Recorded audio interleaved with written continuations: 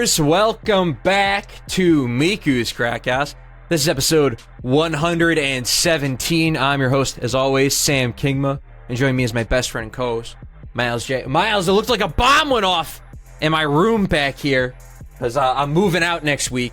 We've been getting a couple shows recorded ahead of time, so y'all out there don't miss an episode. So that's kept me pretty busy. Are you moving because of the bomb, or is there another reason that you're moving? I'm actually moving because of the smoky wildfires that have made their way from fucked up Los Angeles all the way to Illinois. So I need to when will it just run fall down off south. into the ocean? When will it just go into the ocean already? I know. When's the United States finally going to sever that piece of fucked up land from its masses with all its killer lizard technology that it's been sitting on for 3 decades? Who knows, man? The problem is that if they cut off California, then the Washington sex trade doesn't have a capital anymore. So. I know. Then they'll have to move it to Hawaii, and that's just too far away. Oh my god, dude! And if they gotta move it to Hawaii, they're gonna have to deal with Joe Dio. I mean, like, he's gonna stop the He's gonna stop the sex trafficking. All right, he's fine with drugs. he's gonna not stop fine. the sex trade. Dude, I would actually love it if Part 9 was... I mean, because obviously it's an inversion of Part 5 and 6 to an extent. But I would have loved it if it was about child sex trafficking instead of drugs. Because we already did that. I've just been there, done that. Yeah, I like the fact that it's like pro-drugs this time. Like, that's different. But like, if we're gonna do another idealistic, I have a dream of cleaning up crime thing, let's go all the way, baby. Let's get some sex trafficking in. Sam, I have sex trafficking on the brain because I have been. So I went to a wedding this week, and I want to talk. And that's why you have sex trafficking on your brain? No. I want to talk a little bit about like no, going excuse to me. a I truly... thought you meant sex in traffic. Yeah, sex in trafficking. But I want to talk a little bit about going to an adult event after like 120 episodes of Crackhouse. But when I got there, I was tired, and all my friends were part of the wedding party, so I couldn't see them. I couldn't hang out with any of them. So I just get to the hotel, I check in, and I just get on YouTube, right? And some, video is in my recommendeds. Of course, it's about a degenerate zoophile. It's an expose about a degenerate zoophile, and I'm like, YouTube knows, man. They know what you want to watch. I'm there. So it was a Turkey Tom video. I don't know if you know Turkey Tom. I am very familiar with Turkey Tom. I used to not like Turkey Tom when he was like making videos when he was like 16, 17, but I don't really got a problem with him anymore. I like his work now because he's just got such a huge, diverse cast of exposés. Like, and I give him credit now. He does the fucking work. He does his due diligence, and when he covers these fuckers, like, yeah, I haven't watched. Here's the thing: I haven't watched anything he made past the year 2021. Like, when just as a thing with me and a new channel, if it wasn't made in the last year, I don't watch the video. Like, with new channels, because it's just not what you subscribed for. If it was a recent video. Oh yeah, right? If you got in on someone's newer work, I think it's worthwhile to look at their older work to see where they come from. Only when you're like a fan, right? Like, but I agree with you that there's a point in every channel on YouTube that makes actual content, and they don't upload random videos or whatever. They like have a general or a loose content plan of some kind. There comes a point where there is just like this bar of quality, of like this bar of just general watchable quality, that the videos just will not hit at a certain point when you go far back enough in someone's catalog. I'm interested in why you didn't, like, because I haven't watched any of the old stuff. Like, what was he doing wrong? What was he doing that wasn't working? Well, he just would make baseless claims about people and not do any research. That's insane about to me, it, or he would lie. Like, I know about Turkey Tom back in the we're drugging up some real old ass fucking YouTube drama, but there is this great drama between Turkey Tom and Digibro back in the day. Yeah, because Turkey Tom made like a 20-minute expose video about Digi calling him a pedophile, which was not accurate. Digibro was many things of questionable taste. Pedophile was not one of them. Here's what I think happened. All right, here's what I think happened. Because, and I know this look, I know that a lot of our audience is anti-lolicon. I totally get that. But, like, this is something YouTube needs to stop doing. Because all of these, like, lolcow documentarians, I watch a lot of these, right? And a lot of them cover sex pests and things like that. And the reason that I was going to say I dig Turkey Tom's work is that he is one of the few lolcow documentarians who, like, isn't like, oh, this person did something sus one time, they're a pedophile, which I guess is now wrong. He was like that when he was making videos when he was fucking 17. I mean, it wasn't fucking right then, but it was also 6 years ago, and I'm not gonna hold it against him anymore. Because I'm a fucking adult, too. Like, meanwhile, like, I see shit like that, like, yesterday, right? And my big thing with a lot of these videos, is especially, like, the moment anything sus, they're like, is sex trafficking involved? Is there sex traffic involved? And, like, what I like about Turkey Tom is that he uploaded a video today, actually, that was about, like, ElsaGate, right? And he's like, so a lot of people theorize that there's a cabal, you know, these videos are a cabal of pedophiles who are trying to make, you know, minor attractedness or whatever, like, available to, like, you know, and normalized for young children. Is that the case? Fuck no, of course not. What, like, it's not a conspiracy theory. This is a content farm. People want money. And when I heard that, I was like, let's go. But I do think there is that, like, he was talking about, like, he's got a series called The Degenerates where he just talks about, like, certain communities that invariably it's always, like, sex pests or people, like, whenever I'm watching these videos beat for beat when he's going over, like, what this person did, it's like, okay, then he used their fame to groom a minor, right? That's the video. It's the same thing with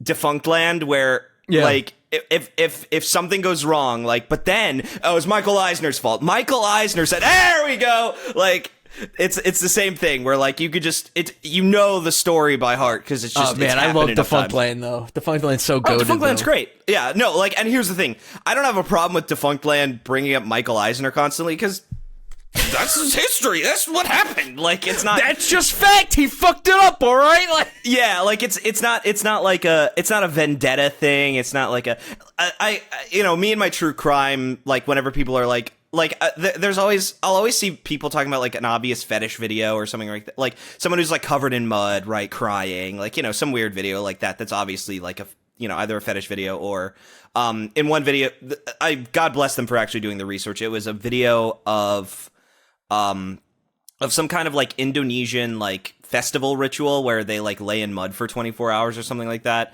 And part of it is that, like, when you're like that out in the cold in the mud, like, you sometimes just kind of go limp and go into not shock, but you kind of go into a slight catatonic state. Yeah, and obviously a lot of people are like, is this sex trafficking? Does this have to do with sex trafficking? Was this person kidnapped and sex trafficked for porn videos? Or there was another one which was, like, you know, some guy who was going to YouTube channels of women sleeping and, you know, being like, I'd love to do this and this while they're asleep. I'd love to, like, open their eye while they're asleep. Just, like, obvious fetish stuff. And they're like, is this the work of a serial killer? I'm like, no, it's a...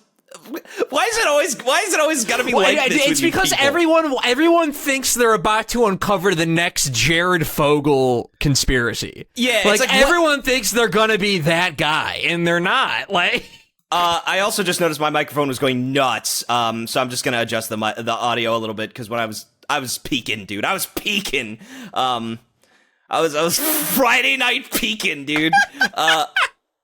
Yeah, like, so. But he was talking about this, like, Friday Night Funkin' whatever thing, and apparently, like, it was just so funny because he shows the Game Banana page, and he's like, there was child porn in the, you know, in the, like, the files for it, and it says on the page, inappropriate images of minors, in parentheses, lolly, right? And I was just like, oh god, here we go. But what he was actually saying was, like, so it was an old, like, 4chan MS Paint comic of, like, one of the board mascots getting, like, sexually assaulted, you know, because 4chan, right? Yeah. Like, I don't need to say any more there. And basically he was like, yeah, so everyone just went crazy and started lying about how there was porn, and there was like, you know, ID trackers and IP readers and all these things, but it was just a picture of 4chan MS Paint comic. So, and he ended the video with, like, so don't make my job harder and don't fucking complicate bullshit by making up all this stuff and getting carried away, because that makes my my job harder.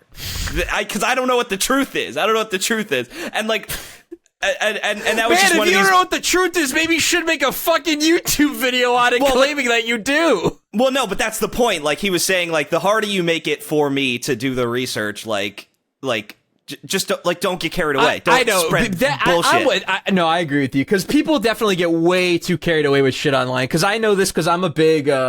I like World Corp Enterprises. I like a bunch of their songs, and like if you go online and you look up anything about them, they're like, oh, were they involved in a child abuse ring? It's like, no, they made one video one time with like this kid's younger brother or whatever, and they fucking sprayed hot water on him, like fucking scalding hot water on him in the shower, and they made him freak out. And it's a weird video, but no, that didn't. What you're claiming is happening. That's this horrible, awful thing is not actually happening. You can't just lie to people and peripherate that this shit was happening when it wasn't, because it's just that's not helpful. That was the point I wanted to make about Turkey Tom, because I think that 6 years ago thing, because that was like on the dot. That was the time when Digi kind of came out as like not only a lolicon, but like a big proponent, like a mainstream. Well, he was. I mean, take it from a fucking former Digi Bro scholar. He was riding lolly lines since like 2014, 15. Oh yeah, like, no, well but you got to remember, like that was when it was really controversial, like 2016, 2017. Yeah, it reached peak controversy around that time. Part of it was due to this Turkey Tom video, but that was a good time. That was a good era, fun era. Back when YouTube was when you could say the word pedophile on YouTube. Yeah, you know. Yeah, not like our show where we're just gonna get we're getting shadow banned by YouTube right now. The problem is that half the time I come in here, I'm like, Sam, I found out about a new zoo file. Like, half the time? What the fuck are you talking about? Half the time? We're like 85% of the time, Myles. Hey, it's Zelda and it's zoo we files. We can't get through a single fucking episode without this shit. The two Z's. Yeah. For once, can you talk about CP and it be like combat points or something? You know, from Pokemon Go. What, like, no, something else is. There was something else that used CP in a game recently, and I thought it was they really all funny. Use it. A bunch of them use it, dude. Craft points and Trails of Cold Steel. If you CP. Die, you lose all your CP, which is, by the way, more. Dude, let's be clear here. If for my Trails homies out there, all two of you listening to this podcast, you get it.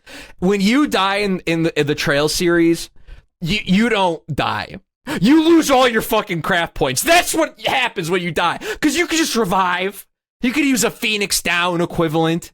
They're cheap as fuck. You can use a move to heal, like Thelius or whatever, to heal, you know, your party back up. But they're not going to have their combat points. And they can't do shit. Joshua can't do shit without his combat points, Myles. He's got to stick to arts. Fucking horrible, shitty arts. See, that's how you punish the player right there, baby. That's how you do it. Yeah. Yeah, it's always really annoying because I like YouTube, but then I watch YouTube and it's always like, I'm sorry, like all these fucking people, all these personalities, like they're trying to get in on the thing. They're trying to like say something big. They're trying to like impress everyone. Like, what's cool about, like, what I ended up really liking about Turkey Tom is, other than like his little interjections, which aren't even that bad, like they're not nearly as like grating as a lot of these true crime people who are like really trying to like play up how empathetic and cool and not murderous they are, even though they're talking about murderers. Like, I watched this video called like the darkest documentaries in the world or something like that, right? Mm-hmm.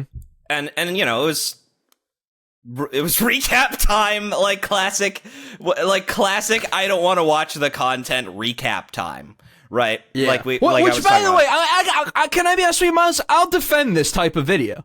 I have no problem with it. I have no problem with it. You have a problem with it? All right. No, I have no problem with it. Okay.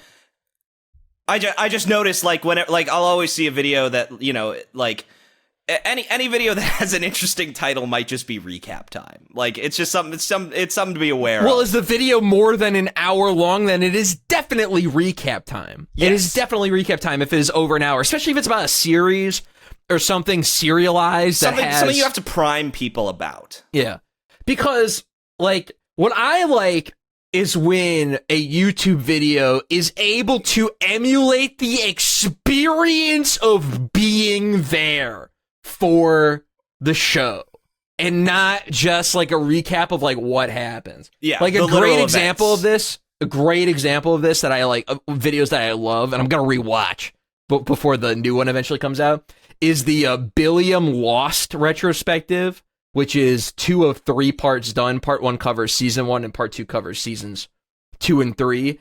And what I like about it is it's not just like, here's what happened in each episode. It's also like, here, let me explain to you the culture, like the United States mania around Lost in the early 2000s. And when you watch his Lost retrospective, you feel like you're really there in 2005 watching Lost, you know? Yeah. When he plays the Super Bowl commercial where they play Addicted to Love, but instead of Addicted to Love, they say Addicted to Lost. You really feel like you're at Super Bowl 38 or whatever. Yeah, like that's the kind of thing that I like. And my problem with these, like, any true crime video that is covering like a film or content is always going to be the person attempting to describe like the kind of dark place that the content is supposed to bring you. This is like my problem with like any horror, like Ragnarok's, that recent like Majora's Mask video that I saw in my thumbnail or my recommendeds, and I immediately said no. Like the title was, it just said like trauma done right, and I was like, I'm out. I literally clicked not interested. I never want to see it again. Like just sometimes you just read a title or you just see a thumbnail, the Nexpo Majora's Mask video that's like the power of dark symbolism. Don't want to see it. Next, like, and all of these videos where I can just tell it's someone just like bloviating about their own emotional catharsis over the media. Like, I just, because I have no problem with recap time with like true crime stuff, because it's like, yeah, just give me the news, or lolcow documentaries. Yeah, just tell, what's the tea? I don't have to read the Kiwi Farms thread. Come on, give it to me, right? Like, you know, I don't need the timeline of events. Like, I don't have to literally dig up the tweets. Just show them. But like, show me the sauce. Show me the degenerates. But any time that like it's someone trying to recap like a movie or a game, especially if it's a horror project, like the fucking Rule of Rose and, you know, video, I don't want to see it. Not interested. You know, don't recommend this channel, right? So I watched this one that was like the darkest documentaries, and I was like, okay, I'd love to hear about some documentaries that are particularly, you know, heavy, you know, some dark subject matter, right? And like immediately this guy comes into the video, right? And he's got one of these voices, just one of these voices that made me say, I gotta do it on the podcast. Oh boy. It's just one of those voices. He comes in and he's like, the following documentaries have taken me to a dark place that I couldn't have expected in my entire life. This content has hollowed my soul out in such a way that I don't think I'll ever be the same. Like, just one of these, like, one of these fucking assholes where it's like your voice just can't do it. Like, you know, you can't do. You're not Ragnaroks. You just can't do that line read and make it work. I don't believe it. You sound like your name is Poindexter. Okay? You can't. This just isn't your vibe, okay? I don't care if it's your aesthetic. It's like if I tried to do like a horror spooky, it's spooky scary time or whatever. Yeah. Let me tell you about this fucked up shit I read on the internet. Like, yeah, like you and your Chicago accent just yeah, like you think I'm gonna be able to carry that and make it this like spooky thing that'll make your hair stand on end? No. It's like, yeah, if you gotta get someone on Fiverr to do it for you, like, I don't know, just shill out the extra bucks. Like, get someone with a real voice instead of like your little bar mitzvah reading the Torah voice, like, you know, because I would know. That's how I sounded when I was up there, Torah reading ass. You little Torah reading ass. You little bar mitzvah little ass. Like, just listen to me, right? Just listen to my voice. And can you imagine me attempting to do one of these like scary, super, you know, me talking about fucking Douglas Spink? Yeah, just... The following content is so fucking scary that you might poo-poo pee-pee in your pants. Don't watch it. It's so scary, you guys. Like, and all these people always trying to sell you on how fucking harrowing it is. It's like, maybe you're just a bitch. You ever thought about that?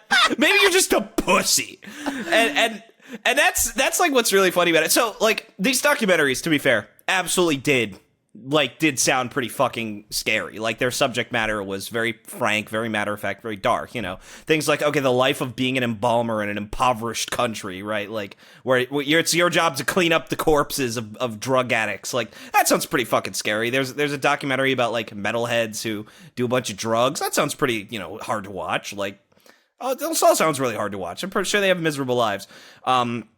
But at the end, he talks about, like, a documentary from, like, the 1960s about, like, slavery in the modern era. It sounds really educational, sounds really interesting, and there's very controversial because one of the speakers argues that the UN is aware of the slave trade, especially in the Middle East, and they don't do anything because they control the oil. And if they step in, that could cause a global oil crisis. Yeah, and so, like, that's a pretty, like, scary thought. But he ends the video with this big fucking gotcha, with this big awesome, I'm such a big brain, oh my god, what a fucking relevant 30 minutes you just spent, where he's like, all these documentaries expose how truly dark and depraved humanity is. it's like, alright, fuck off, first of all. I don't need, like, human beings can be both things, alright? Like, yeah, they can suck, but they can be good too. It's like, alright, stop pushing this nihilistic bullshit, you bitch. And second of all, like, he's like, a lot of people would never want to think about slavery in a modern context. What these documentaries do is they show us the dark world that we really live in, but we try to ignore because ignorance is bliss. And I was just like, it's like, okay, yeah, really cool. Really cool of you to pull out a cliche to end the video. Just to which I would say, yes, it is. Yeah, it's like, oh yeah, I totally agree, dude. Like, yeah. Oh, am I supposed to? All right, am I supposed to sign up for the Salvation Army? I mean, what do you want from me?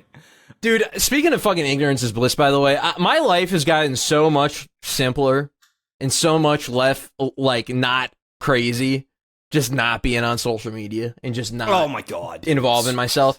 I mean, granted, I do miss shit. I was, I hate to date the show like this, especially since we're recording this the week episode 116 goes up. But I didn't find out about that fucking submarine or whatever until like 4 days ago. This is what's funny. The only reason I knew about it was through, like, callous memes. Because here's the thing. Because they're all billionaires, so everyone thought it was funny that all of them were going to die. Yeah. Because that's politically except where for that one everyone kid is. who was fucking 17 or whatever. Oh, but don't worry about that. He was a billionaire. Don't worry about him. Kid. Don't worry about him. Yeah. This is an eat the rich statement, guys. Don't worry about him. I'm trying to make a political statement. I'm trying to make a political statement by photoshopping a meme. I know. This Breaking Bad meme is going to be a really political statement, okay, you guys? What if Walter White was on that submarine? Him and Jesse Pinkman are like, what if we're on that submarine?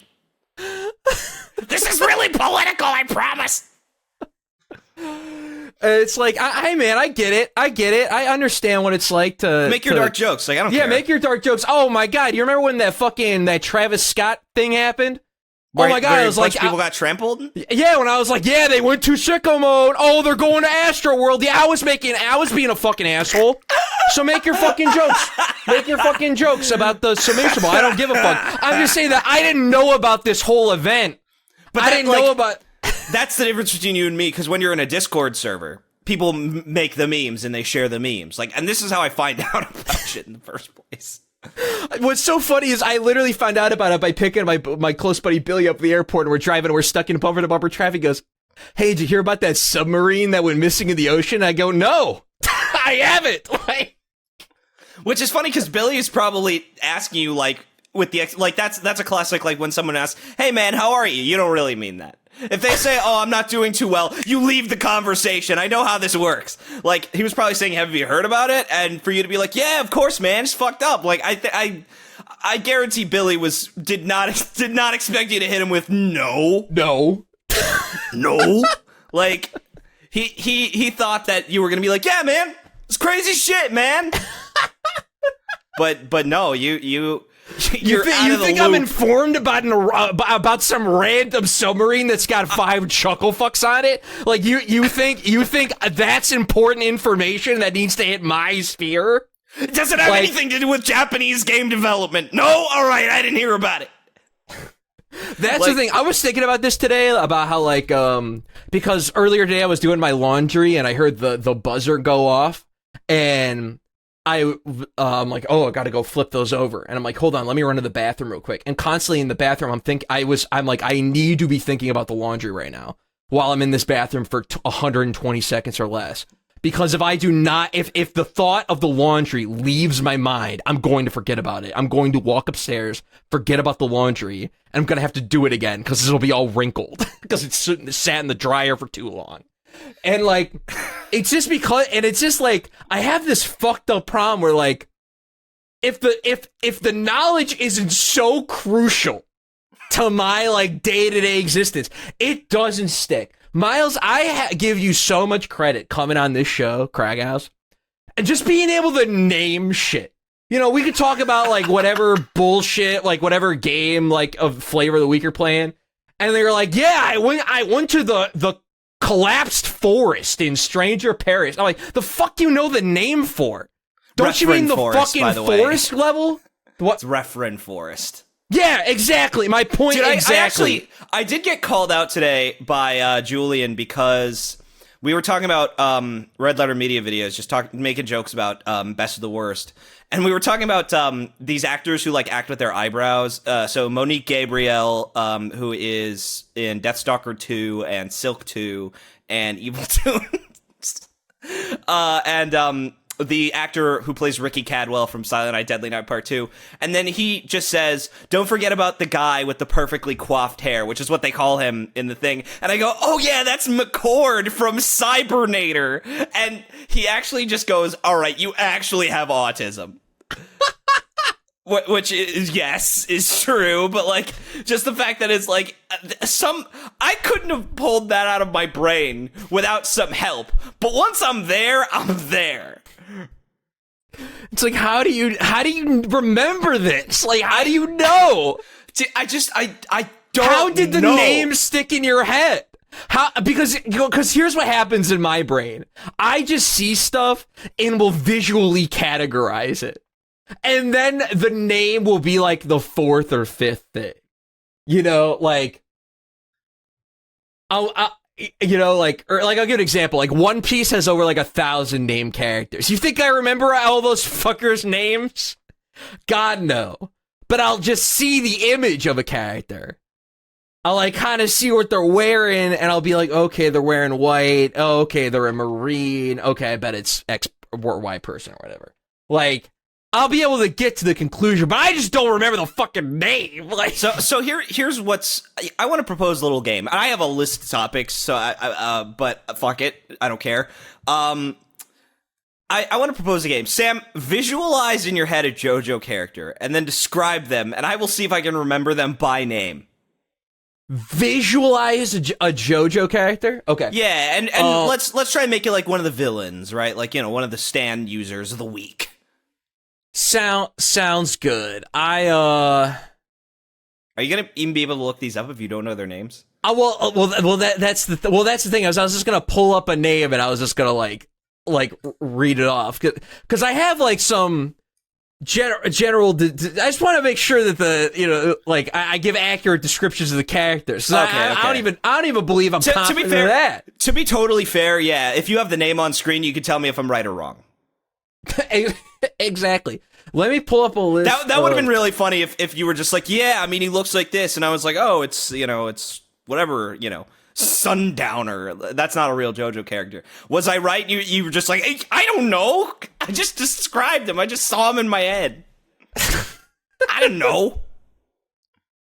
Okay, so my first character, he wears red, primarily like red, like a light red, with like some like lime green designs as like a pattern on the red. and he has a like low V-neck undershirt where it's like very surprising. It like doesn't show his nips, and he's wearing black and white Converse with purple laces. Well, it sounds like this would be Josuke from Part 8. He's the only one I know who wears Converse, but he doesn't wear red.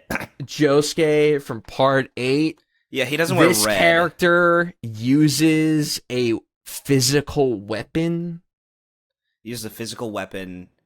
He wears Converse. They look like Converse. The first part of the shoe is white, and the back part of the shoe is black, and the heel is white. And he uses a physical weapon. Is this from one of the parts that you have actually experienced? Yes, it is from one of the parts I have actually seen.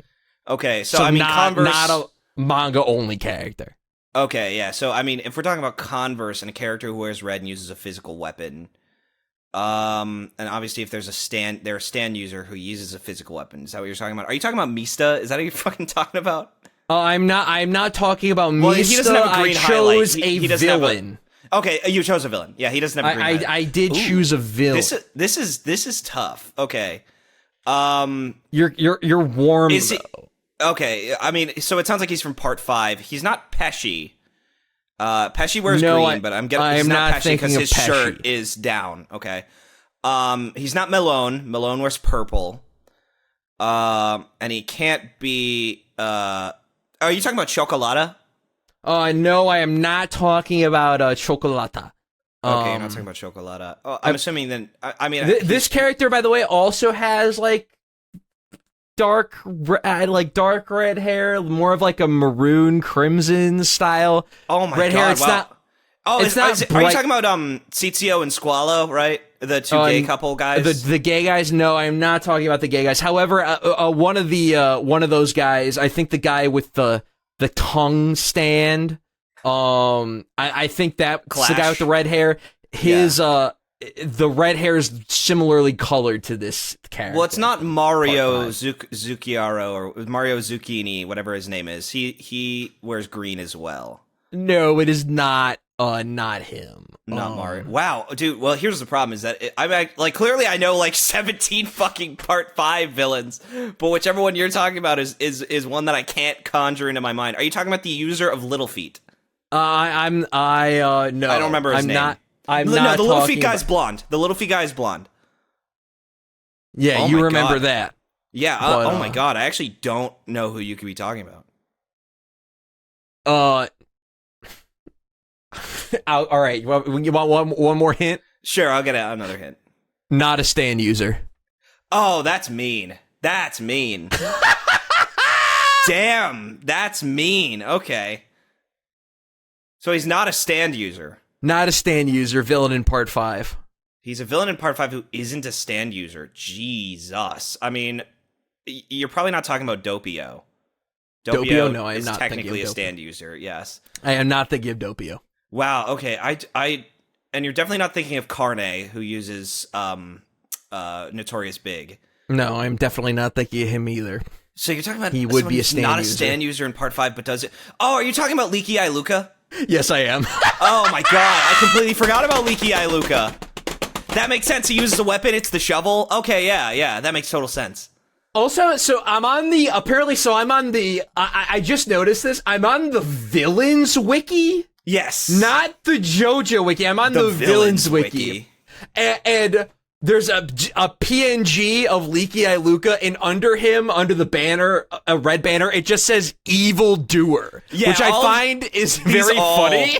These all have just Evil Doer on it, which is like, yeah, I'm on the Villains Wiki. Of course they're an Evil Doer. His occupation is Passione gangster, as well as drug dealer. His power and skill set is shovel proficiency, manipulation, intimidation, and strength. His hobby is talking about friendship and trust. His goals, Myles, okay, are to confiscate protection money from the airport, in parentheses, failed.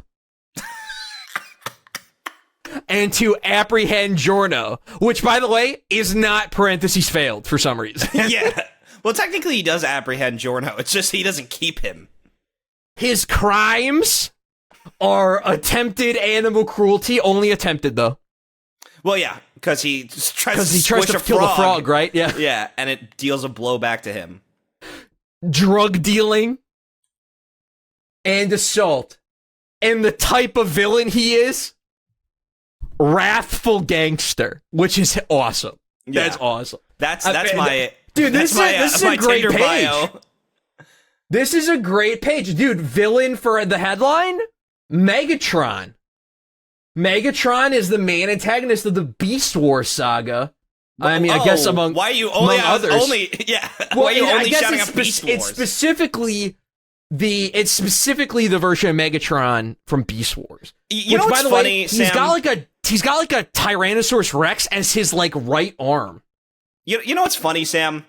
Is that like you can do this with like Megatron, right? Or with like Skeletor, right? Because those are the same character, but technically a different continuity. You know the one villain you can't do this with, Sam? What? Bowser. Even though he's had a million incarnations and a million different fucking games, it's always surely the same Bowser's Bowser. Bowser's surely on the... No, he's on the Villains Wiki. I just mean you can't have like the Mario Galaxy 2 version of Bowser, because that's the same version as in Mario Odyssey. It's According the same to version Villains Wiki, there's two Bowsers. There's Bowser from Super Mario and Bowser from the Super Mario Brothers movie. Okay, yeah, that's fair. That's a different continuity. Princess Peach is just Princess Daisy in that film. Also, am I fucking wrong? But I thought the movie was actually called the Super Mario movie. I think it's the Super Mario Bros. Movie. Is it actually called it that? is. Yeah. Even though there's not enough I'm Luigi. I'm pulling up a poster. Okay, it is the Super Mario Bros. Movie. Okay, cool, good. That actually does bring me to one of my like points. Please! He's pulling out his phone to look at the topics. Yeah, so let's see what he's got. That means That means he's got some cooking. I had a week, Sam. I had a week, but I want to talk about Ruby Gibbons' Teenage Kraken. Oh, the Pixar or Disney movie? DreamWorks. It's a DreamWorks movie? No, the Pixar film is Elemental, which, by the way, I gotta see it. I cannot. Everything I've seen about that movie, oh my god, it looks so hateable. I cannot fucking wait. Dude, Myles, I have a feeling you'll never have more fun with a 5 out of 10 in your entire life than you Oh, watching absolutely. Elemental. Like, I think I said it before, where it's like, me hating on Disney Pixar, it's like, I win every single time. I win literally every single time, and that's what's great about it. Because like with Turning Red, if it's great, or well, I wouldn't say it's great, but if it's fun and good and entertaining, if it's like, good enough, yeah, like I had fun. I wasn't miserable. I remember the movie. I think that's kind of an important thing. I can tell you what happened in the film, and I had a positive opinion of the movie by the end of it. So like, I don't know if it's fair to say that when it comes to Disney Pixar, you always stay winning. You never lose, I think, is the more accurate. Like, there you go. I don't think you always win. I think you never lose when you watch a Disney Pixar movie. It's the more bad, less good argument, or the less bad, more good argument. I don't always win, but I know for a fact I never lose. Yeah. You know who loses is whoever said Disney Pixar this week. Yeah, but yeah, Ruby Gibbons' Teenage Kraken. I'm rolling down the highway. I see this fucking poster for Ruby Gibbons' Teenage Kraken, and I'm like, what? What is this? You didn't see the trailers for this? You didn't see the trailers for Encanto, Sam. I did. No, well, a week. Wait a minute. Hold on. I don't think I did. I think that movie's popularity in regular people culture has made me think. Yes, that was I only remember after the lead the up to movie. Encanto. Yeah, that was only after the movie came out, and it was good. Like, where you've never seen a trailer for Strange World, Sam? The Disney Pixar. I maybe saw like a 15-second ad on TV, maybe once for that movie. That movie doesn't seem real. Strange World. That movie's fake. What's so funny about Strange World, Sam, is that like all the Disney heads, like who like the people who actually show the fuck up because they quote unquote care about animation, like and they're fans of animation. Will go to these movies and they'll be like, yeah, Disney wanted it to fail because it had a gay character. It's like, no, Disney wanted it to fail because it sucks.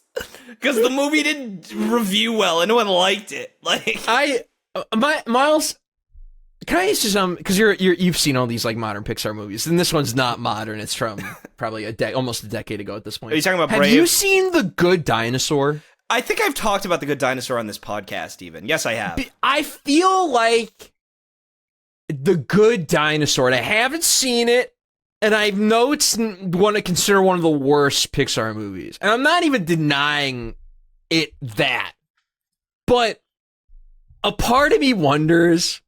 Because I saw a review, I think I saw like LS Mark's review of Elemental, and he's like, well, it's not as bad as The Good Dinosaur. And I'm like, is The Good Dinosaur in this spot where like no one truly cared about it, so everyone can just comfortably shit on it and be like, well, at least it's not The Good Dinosaur. At least it's not The Good Dinosaur. The Good Dinosaur is really weird because there's nothing really to love about the movie.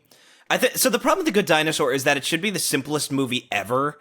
And it isn't, but it is. Like there's this like stupid Pixar premise, right? Because they all have the premise. That's what Pixar does nowadays. My brilliant film sketch, like the premise is, what if the asteroid didn't hit the planet?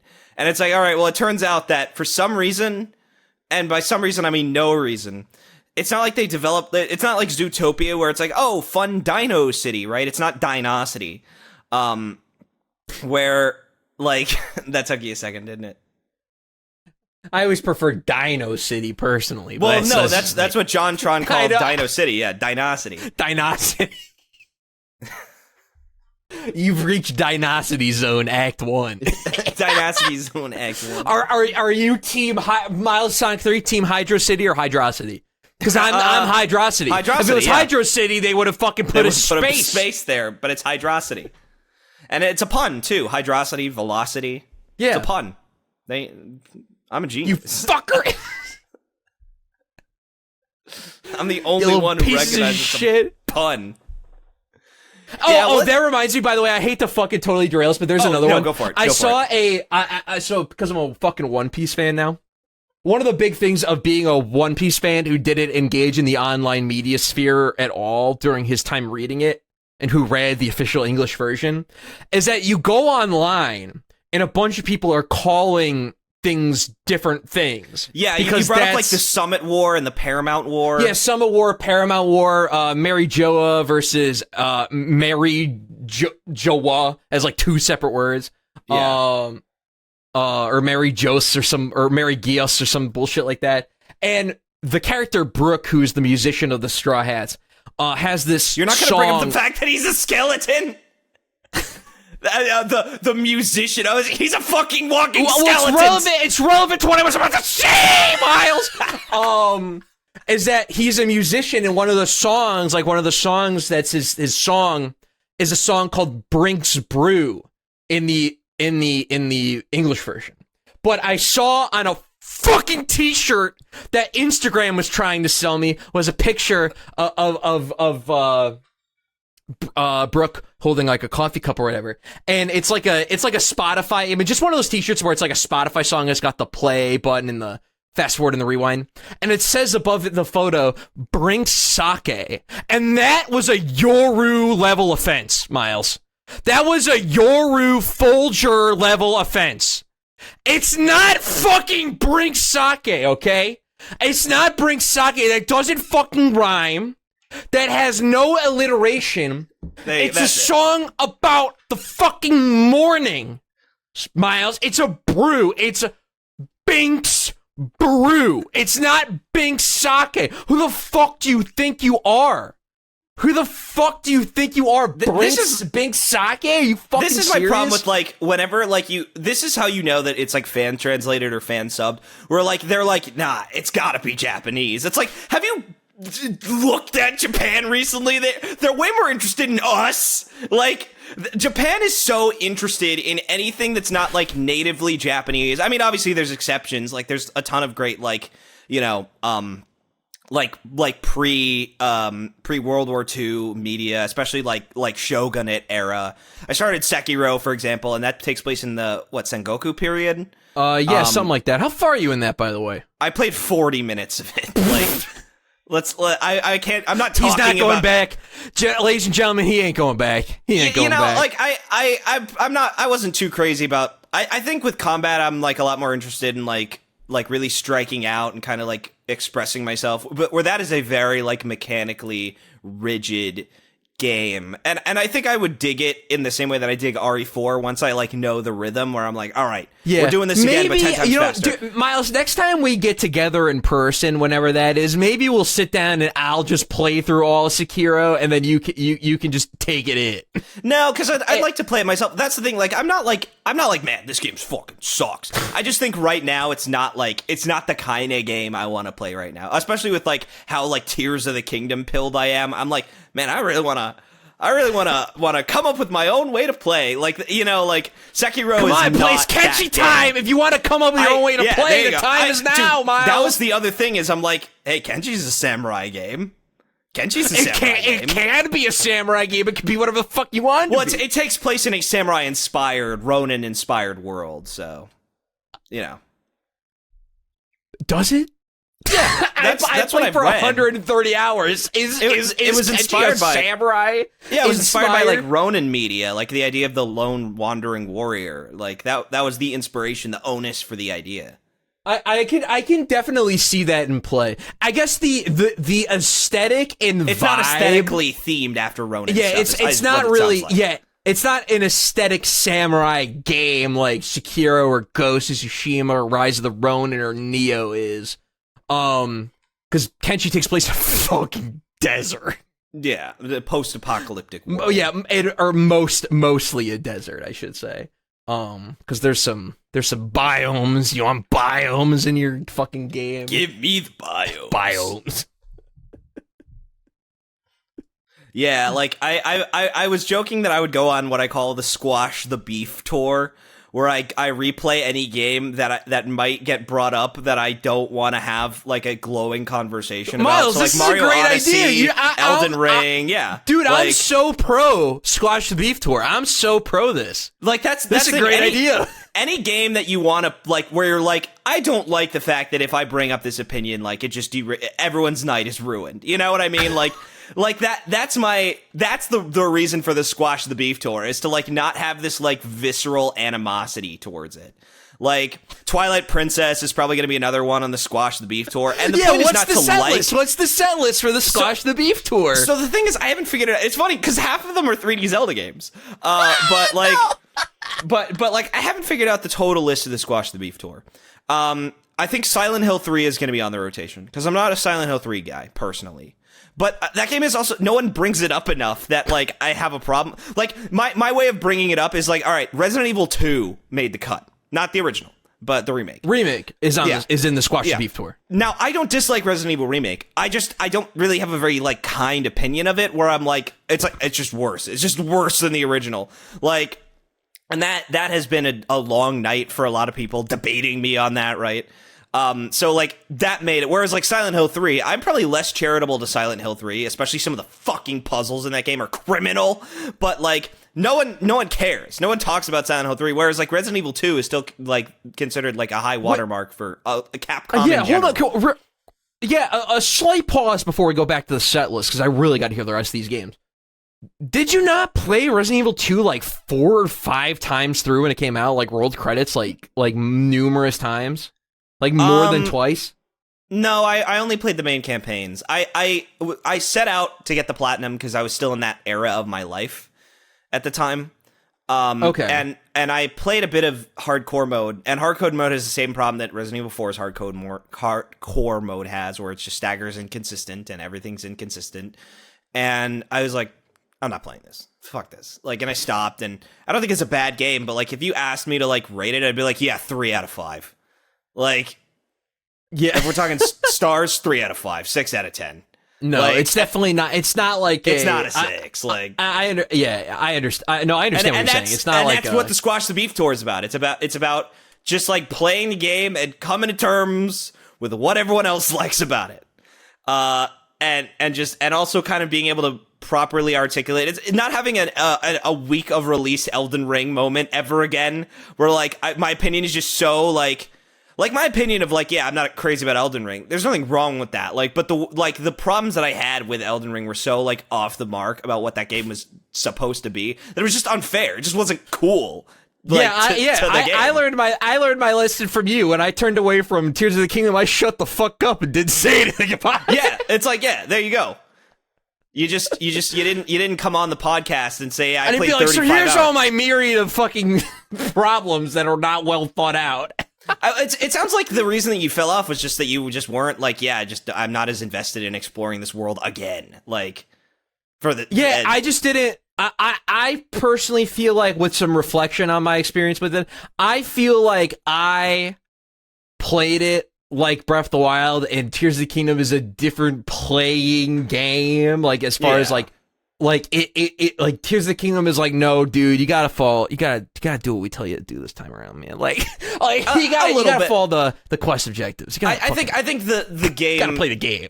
I think you should. The thing is, the best way to play the game and to get into the loop of the game really is to just go to the Rito area, man. Like once you go to the Rito area, you can kind of do whatever you want, but like, you really like that game.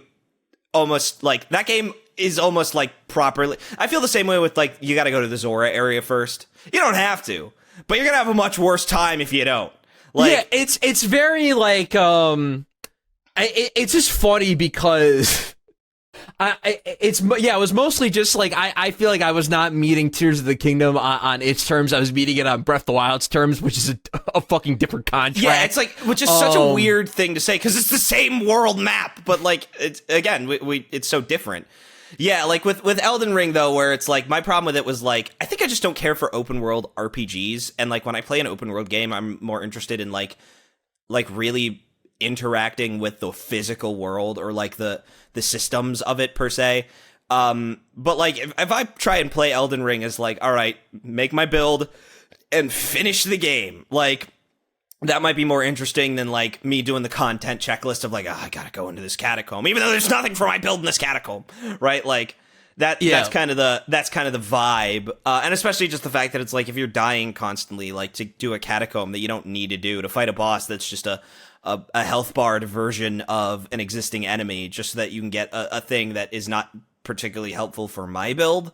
Like, it took the wind out of my sails, but it's like, all right, figure out what you want to do and play the game and just finish it. So that's part of the Squash the Beef tour. Like Resident Evil 2, like for me, it's like, all right, play on normal mode this fucking time. Don't play on hardcore, because hardcore's bad. And turn off your lights. So turn off your lights. So turn off your lights. I am Shinji Mikami, and I'm telling you to turn off your lights right now. And just play the fucking game. You know, like, so that's the part of the Squash the Beef tour. Mario Odyssey is part of the Squash the Beef tour. Oh man, Mario Odyssey made the cut. Well, it had to. It absolutely had to. Twilight Princess is like the only Zelda game I'm like diehard. Like, that's the Squash the Beef game. Because like with Majora's Mask, I've given it its fair shake. I can talk about it, right? Like Skyward Sword, I've played it enough. I get it. Wind Waker, played it enough. I get it. Twilight Princess, I've only played twice, and I talk about it like it's the spawn of Satan. It's really not. It's not that bad. It's just like Myles, boring. Could you put a word or phrase to your breed of Zelda fan, like you and your 2 degrees apart constituents? The best phrase that I could put it to is, I am a fan of the concept of the franchise. Yeah, I'm a fan of the brand identity. Twilight Princess way too much. I'm not. Let me be clear here, please, people, please, crackheads out there, do not label me as a Twilight Princess defender. I do not need that on my voter card. I really don't need that on my permanent record that I was a fucking Twilight Princess defender. But like the way that people talk about that game is nuts. The level, it's the situation that I feel like I bring up a bunch of times. The level of vitriol towards that game I see online does not equate to its actual quality. Well, what's funny too is that it's the opposite, because when I always see like, yeah, man, Twilight Princess is the best one. It's so big, it's epic. Like it's this degree of like, again, I feel like a lot of the Zelda games that everyone loves are talked about in a way that's just kind of disingenuous to what they actually are doing, and like if that makes sense. Yeah, I mean, I get it. Like, it's the situation of like, your favorite fucking Zelda game is your first one. Like, yeah, well, it's similar to like whenever you hear people talk about, yeah, man, Dark Souls, like the hardest fucking game. It's like, I mean, yeah, it's tough, it's fucking punishing, but like that game isn't trying to crush your balls. It's a challenge. Have you played that you Ninja want Gaiden on NES World 6? Exactly. Like, I don't want to hear it. Like. That's what it is for me, where it's like, I don't have a problem with people like, because Dark Souls absolutely came out and was a challenge, and it's I'm not gonna be like, yeah, that game's fucking easy, man, that game's for babies, but like, it's not NES hard. It's not trying to be. Have you tried to finish the race in Daytona Expert? Like, on the expert course, have you tried that? Not get first. I'm not asking that. Finish the race in the time limit. Can you do that? Yeah, it's harder than all of the Souls games. There are certain games where I'm like, that actually is that hard. I think God Hand has absolutely earned its reputation of like, yeah, it is that hard, because the fucking skills that it requires you to have in that game are like so different from most other like 3D beat 'em ups, right? Like, it does require you to learn. Like, see, here's the thing though. Like, even on like, here's the thing, my brain might just be wired different. Because, like, I played God Hand, I beat it, like, 3 times during, like, when the pandemic first hit. I, like, played it in 2020 a bunch. And I had a fucking great time with that game. Actually, really and that actually might be, like, probably, like, my favorite, like, Shizuo Mikami, like, Clover game. Like, I connected with that way more than Beautiful Joe or, like, Okami or, like, either some of the later post-Clover games. Really fucking love God Hand. But that's a game, yeah, you need to, like, get on its level. You need to, like, kind of, like, seep to, like, what it's asking of you. But once you are there, it's, like, okay. It's not, like, this legendarily punishing. Like, when you're talking about Ninja Gaiden World 6, like, that's, like, there is no skill other than just know where the spawns are. Yeah. And have the best either have the best possible reflexes, which you won't, or know where all the spawns are and, like, have, like, worked out increment by increment exactly what you need to be doing on every part of the screen. Yeah, it's not like Castlevania where, like, yeah, that game is tough, but, like, you can sight read that game. You can totally do it. Like, you can totally do it. It's something that's, yeah, completely doable. We're like, I think that's a great metric for difficulty. Can you sight read the game? Yeah, like where you can like get through it or sort of find your way or figure it out without having to consult like a guide or watch a YouTube video of someone doing it or speedrun or something. And in particular, yeah, like and in particular talking about like the actual difficulty, because I think there is a difference between like, oh, I'm having trouble navigating or I'm having trouble figuring out like this thing. I think that's a very different skill. And people don't talk about that as difficulty. It comes down to just generally like conveyance, frustrating or not, right? Like, exactly. When people talk about difficulty, they are specifically talking about how often do they enter a fail state in the game. And I think a great metric of like a truly hard game versus just a very demanding game is, can you sight read the game? And it's why I would say like there are things to offset that. Like I find it really tough to sight read Elden Ring because the enemies are just designed not to be easily sight read. Their tails and their patterns are just not sensible. That's a point that they went out of their way to make with that game. But like you can number fudge the shit out of it so much that it doesn't matter if you can or can't sight read it. You might just be able to brute force it with just better numbers than the boss. It doesn't matter if you can sight read the hit, if you can take the hit. Yeah, and then that's the other thing is like how once you're past, can you sight read yes or no? Will it punish you for failing to sight read yes or no? Like how severely is the punishment? because to me personally, in my opinion, like I say a game is punishing when the to me, punishment is the consequence of failure. And to me, in my opinion, none of the Dark Souls games are really punishing in any meaningful way. Because they have the punishing, only thing you they have punishment is, mechanics, but they aren't punishing. Yeah, because I think they're difficult. I would say they're difficult games, but they're not punishing. I feel like the point that I want to make is like losing your souls is a classic punishing game mechanic. Like that, similar to Zelda 2, you lose all your XP on game over. That's a classic punishing. Game mechanic. Yeah, that is a punishing game mechanic, but on the punishment scale, from like 1 to 10, losing your souls is like a 3, or it's like a really low. I love it. Whereas like in Super Mario Brothers, a game that most hardcore gamers would say is easier than Dark Souls, just in this like crazy hypothetical or whatever, like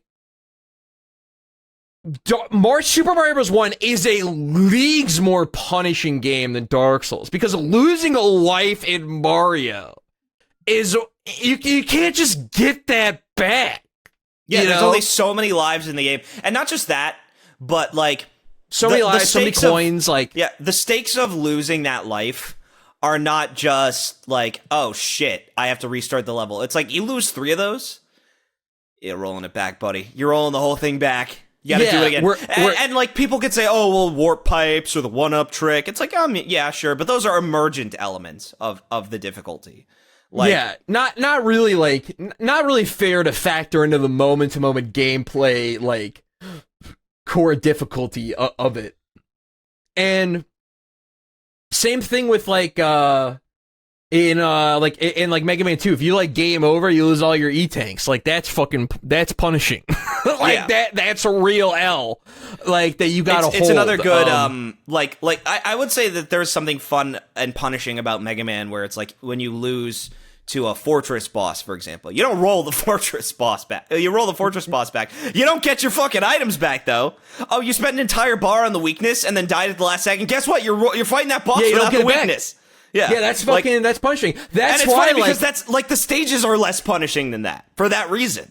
Yeah, exactly, and that's what's but like that's what's fucking fun about it, and like I like that about games. I feel like there are people who like, I feel like there's a lot of love in like general gaming circles for high difficulty, low to no punishment games. Because I gotta be honest, I feel like the Souls games are high difficulty, where like they ask a lot of you to complete the game or beat a boss or get to the next bonfire, but the consequences for dying is like, oh, just try it again. You can get your souls back. You know, you're given you have the potential to lose nothing upon death. Yeah, if you spend all your souls, theoretically you've lost nothing.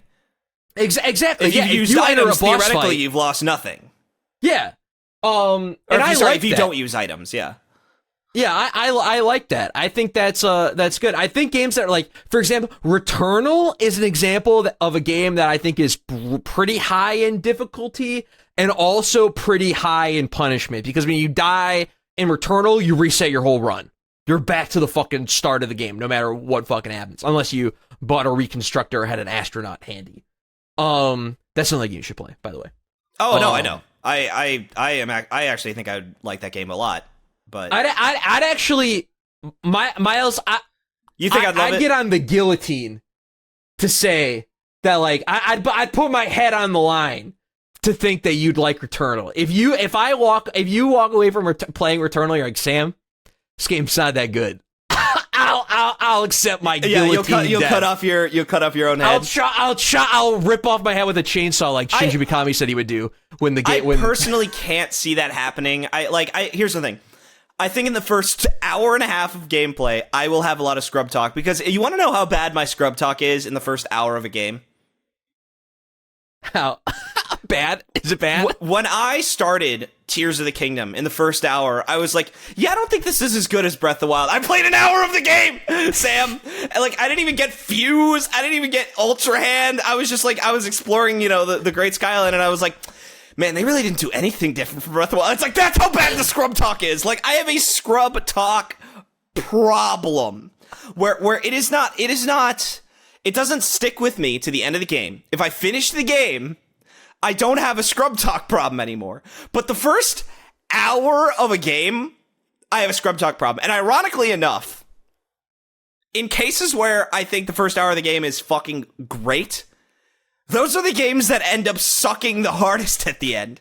And that's the funny thing about the scrub talk problem. Is basically every game that I scrub talk, I end up liking by the end to an extent. I was like this way. Then if that's the case, then I hope you scrub talk the shit out of Returnal. But dude, like, so that's the thing. Like, if I'm not vibing, and that's why I didn't really like want to play too much of Sekiro, and I especially didn't want to talk about it because I just didn't have an opinion. Like, I just didn't really have an opinion. I was like, yeah, I mean, I see what this combat's going for. I get it. I'm just not up for it right now.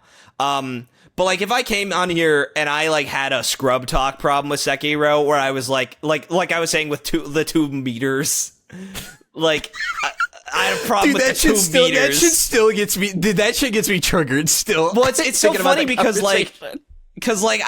it's such a like a non-issue. It's just I think the problem is just, and ironically enough, even having played it and having played like Neo and Stranger of other Paradise, games that use 2 meters. Ironically enough, I still think I prefer it in those games to the way that Sekiro is doing it. Personally. I mean, it's different. I mean, it's definitely different. Like in Neo, taking out a person's stamina meter just lets you do a lot of damage. It's not you kill the enemy. Yeah, which that's how it works in Sekiro, where the posture meter. It's also the way that it. But to be fair, it's also the way that it works in Stranger of Paradise. I think that the difference, though, is that in Stranger of Paradise, there are ways to reliably do health damage versus break damage. And like Sekiro, it's like it's basically like you're kind of always doing stance damage. Like that's kind of always the main objective. You're doing stance damage 85% of the time. Every 3 of 20 swings will connect with the enemy. Yeah, exactly. And I think that's like the weird part about it, where like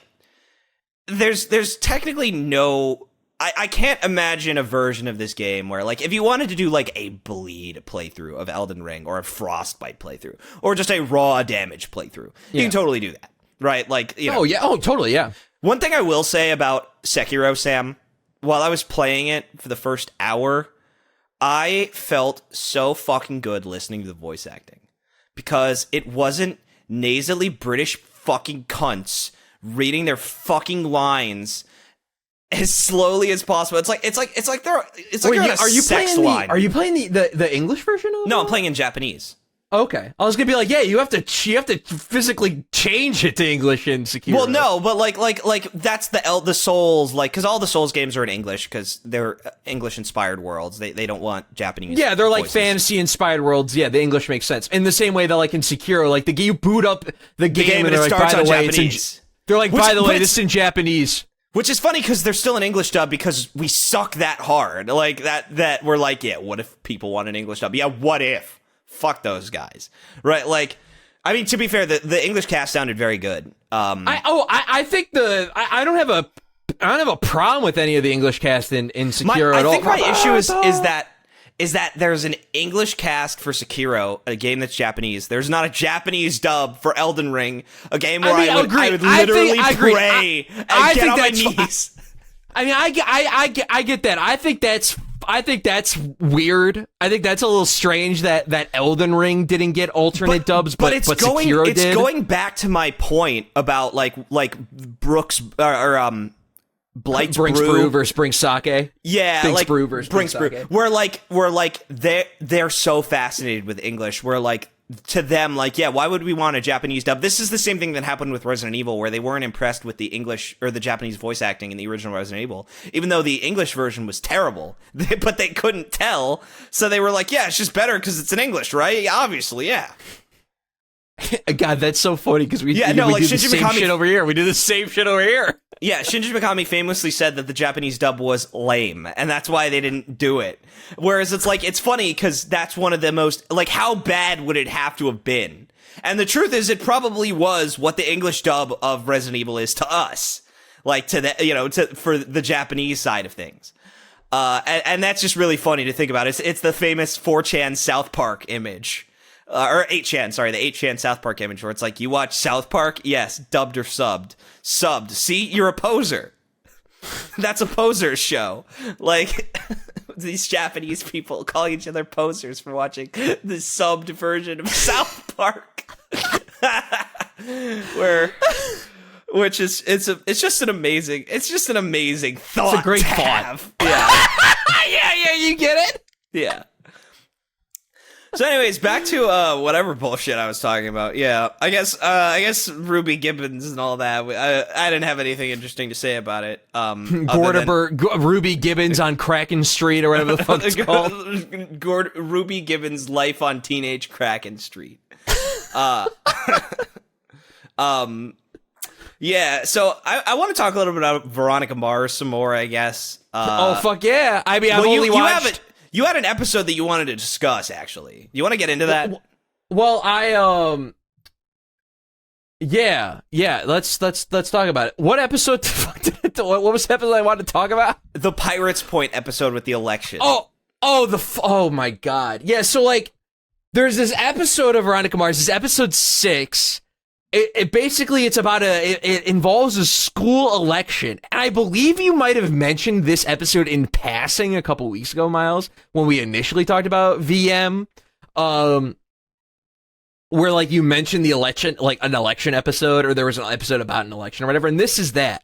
And basically the core idea of the episode is that there's this concept at Neptune High called pirate points, where by participating at the school, you are able to obtain pirate points, in which pirate points can be spent on school privileges, such as getting lunch delivered to you.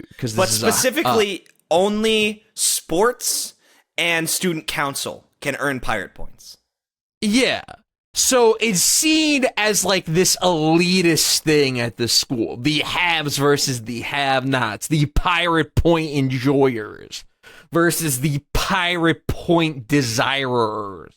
And there's a character who's introduced whose name is Wanda, who is sort of a hashtag for the people Bernie Sanders type character. Wanda Sanders. Wanda Sanders is like, no more pirate points! Down with the oligarchy or whatever, like. And everyone's like, yeah, Wanda, yeah. And then the episode also opens with Madison Sinclair.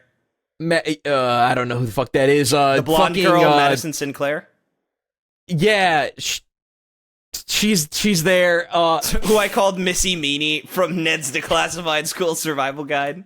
Yeah, she's there. She's like a bitch or whatever. She's relevant later in the fucking episode. She steps on Wanda's pizza. You remember that? Yeah, she's the one who steps on the pizza? Sorry. Wanda steps on her pizza.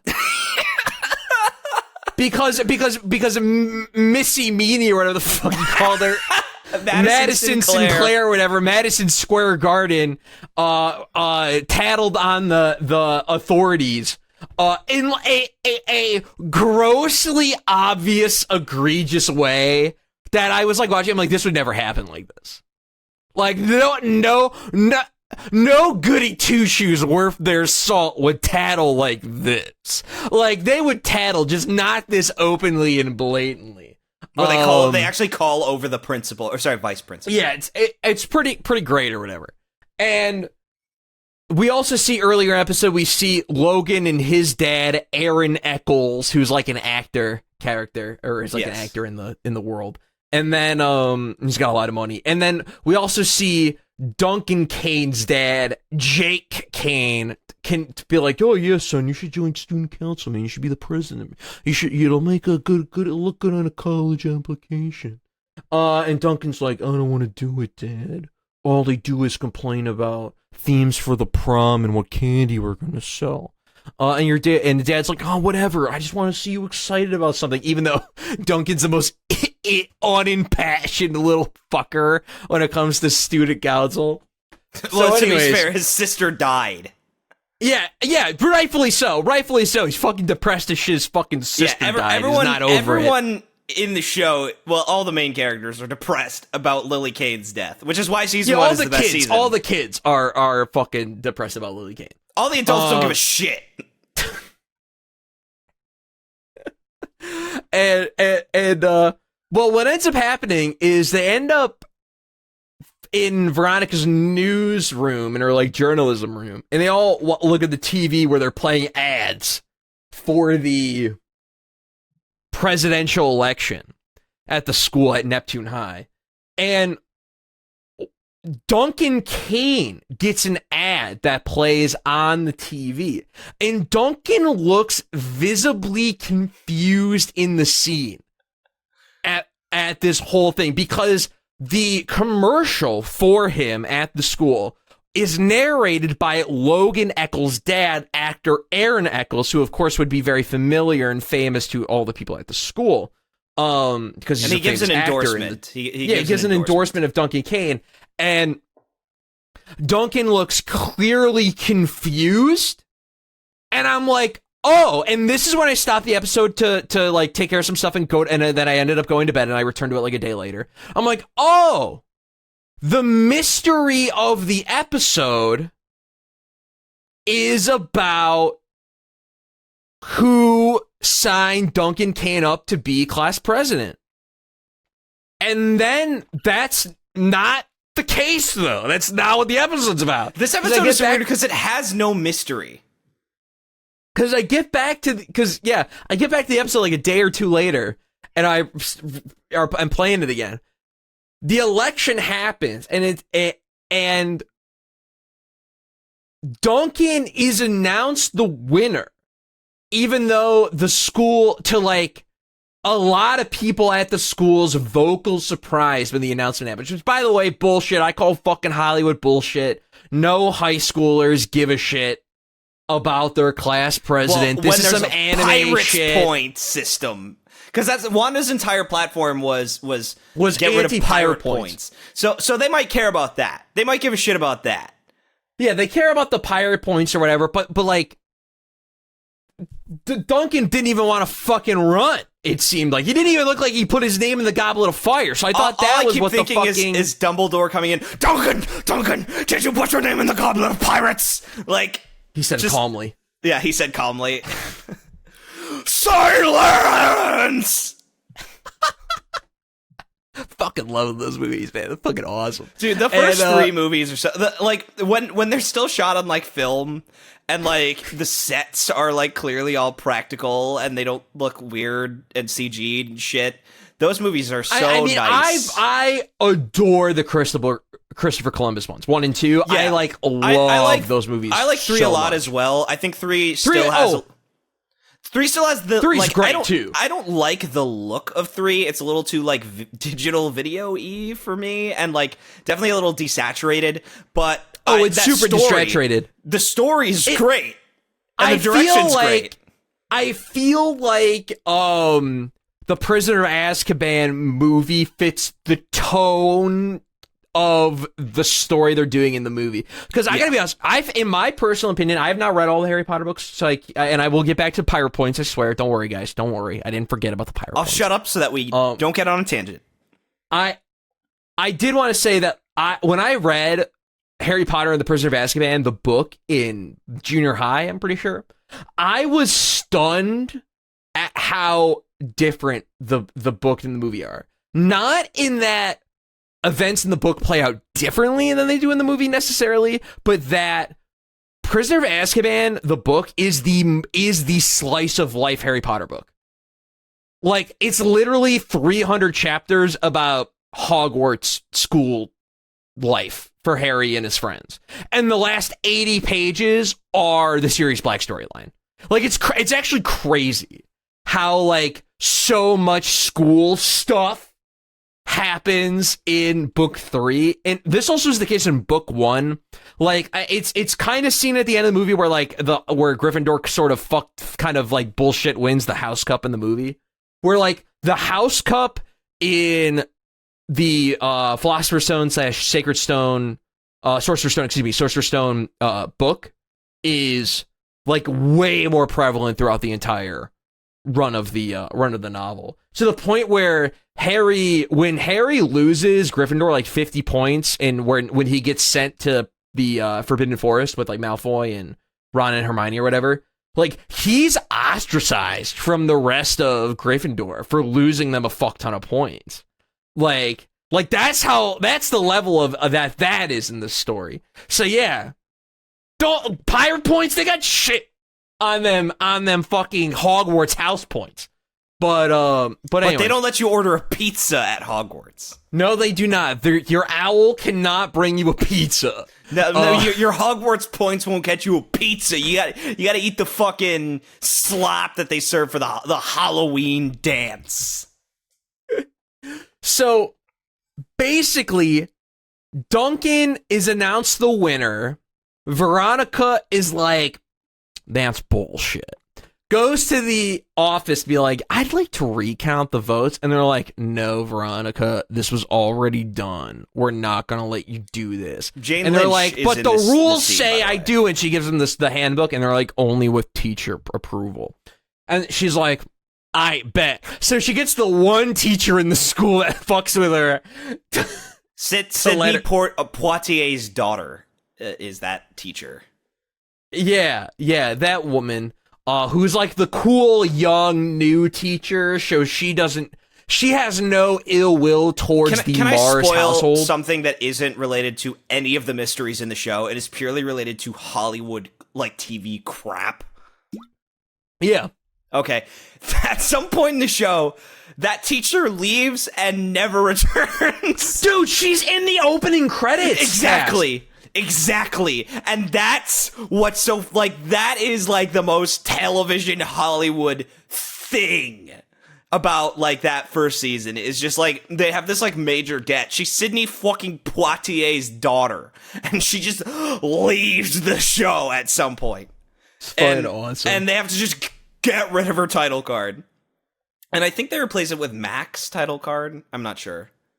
That's what's funny about the title cards of Veronica Mars, because it's like kind of a semi-episodic show. So you have people like Weevil who are in the title card. You're like, why the fuck are you in the title card, dude? Yeah, Weevil's, like, especially the more the show goes on, Weevil's less and less relevant, but he's still... Yeah, and rightfully so! He shouldn't be a relevant character! So he is, and they find a way to make him relevant, but... Okay, then that's fine. But because there's in the episode after this one, the episode with, Veronica's neighbor who goes missing. Yes, that's a great episode, by the way. Fucking awesome. Oh my god, awesome episode. The ending, bummer, because basically the opening of the episode starts in medias res or whatever it's called, where like it starts in the middle of the action and it's like, oh, some serious fucking consequences happened.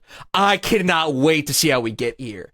And we get to the end of the episode and it's revealed that the serious consequences we thought were at the beginning of the episode were actually not the case, and that's not what happened. And it's like, you fuckers. It's okay. It is the case that like, basically it's like, oh, Veronica fucked around and found out. And someone did fuck around and find out as well, but they didn't find out nearly as much as the beginning of the episode would imply. It's like murder versus manslaughter. In fact, that's kind of literally what it is, to an extent. Like... Yeah, and also, like... And also whose fault it is. Like, they kind of imply, like, oh, Veronica, did you get in trouble this time? And it's like, no. Yeah, she didn't. It's a, yeah, I mean, great episode, though, but, like, great fucking episode. The mystery's awesome. Like, and especially the thread and, like, the red herring. All great. I know, great fucking episode. Really, really high, really good shit. See, fucking Veronica Mars is awesome, guys. Veronica Mars is awesome. But then you have episodes like the Pirate Points episode. Well, that's what's funny is sometimes the show sucks, and we're like, I message you because I message you. I'm like, Myles, I don't understand the end of the episode. Like, I don't get it. What was happening at all? And because basically, Veronica gets a recount. Duncan... It's revealed that they sent out incorrect ballots. Yeah, or specifically incorrect, like, ballot, like, they would write on the blackboard A for Wanda, B for Duncan, C for whoever else. And so they sent out ballot But some forms. places were instead of voting A for Duncan, B for Wanda, it was vote A for Wanda, B for Duncan in classes that Wanda would score well in, like art class or, the stuff that, or like workshop or whatever, mechanical shop or whatever. Like, auto the shop. the lower class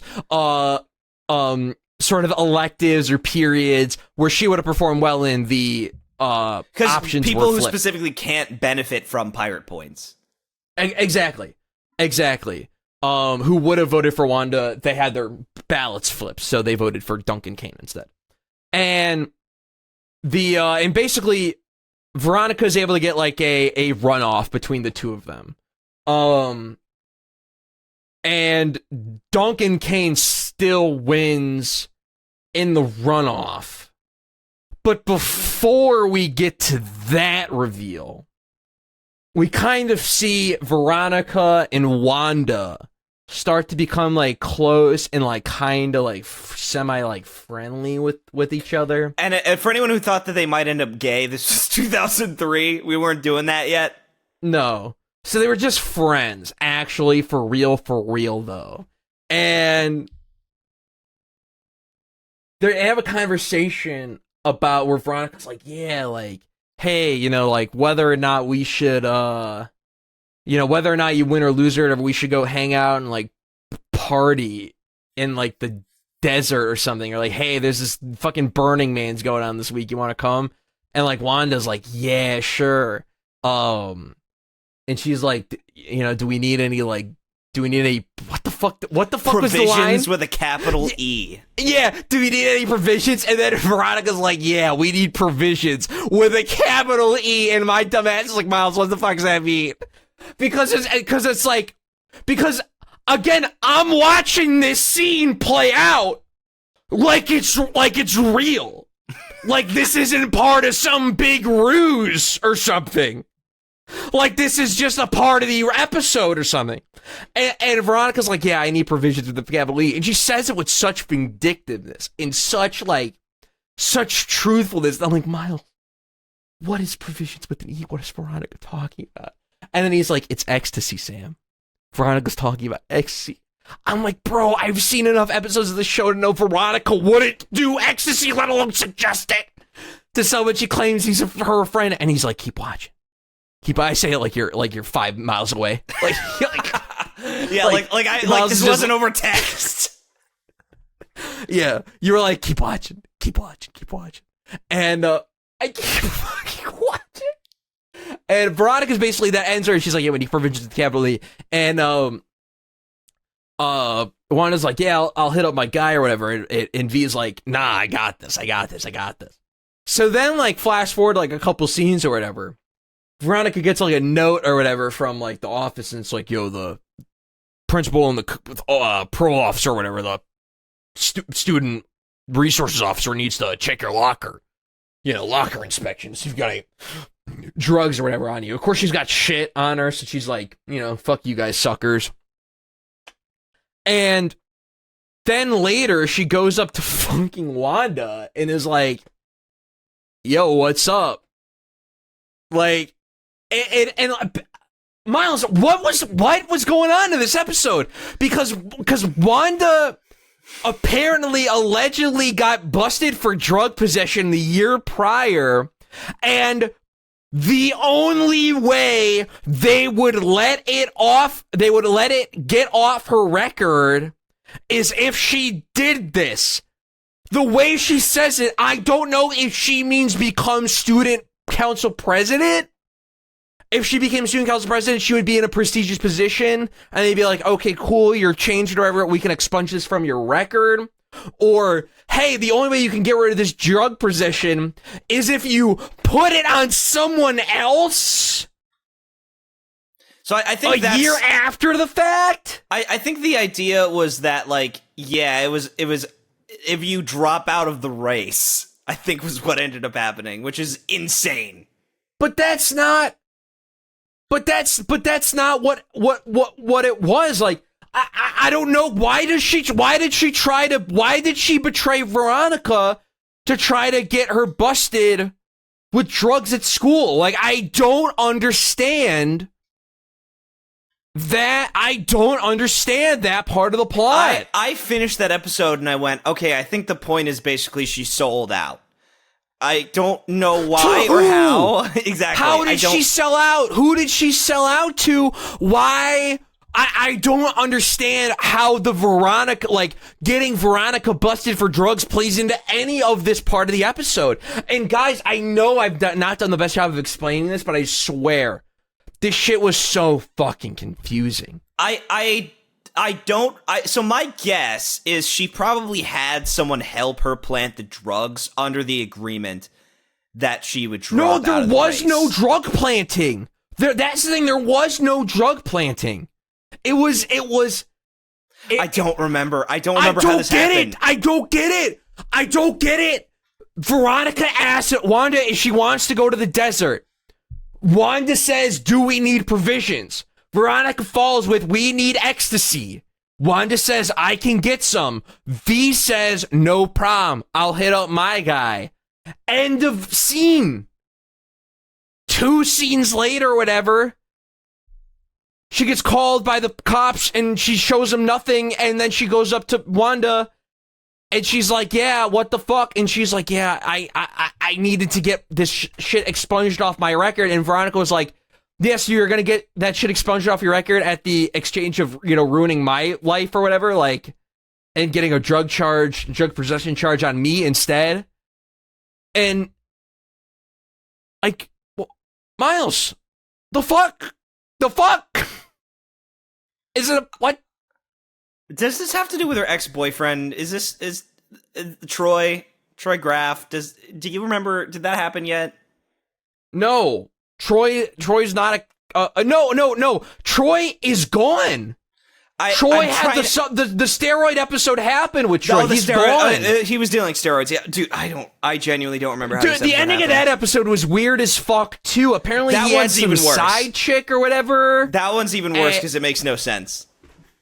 And see, that's the problem. See, the problem with a mystery show is when the mystery's fucked.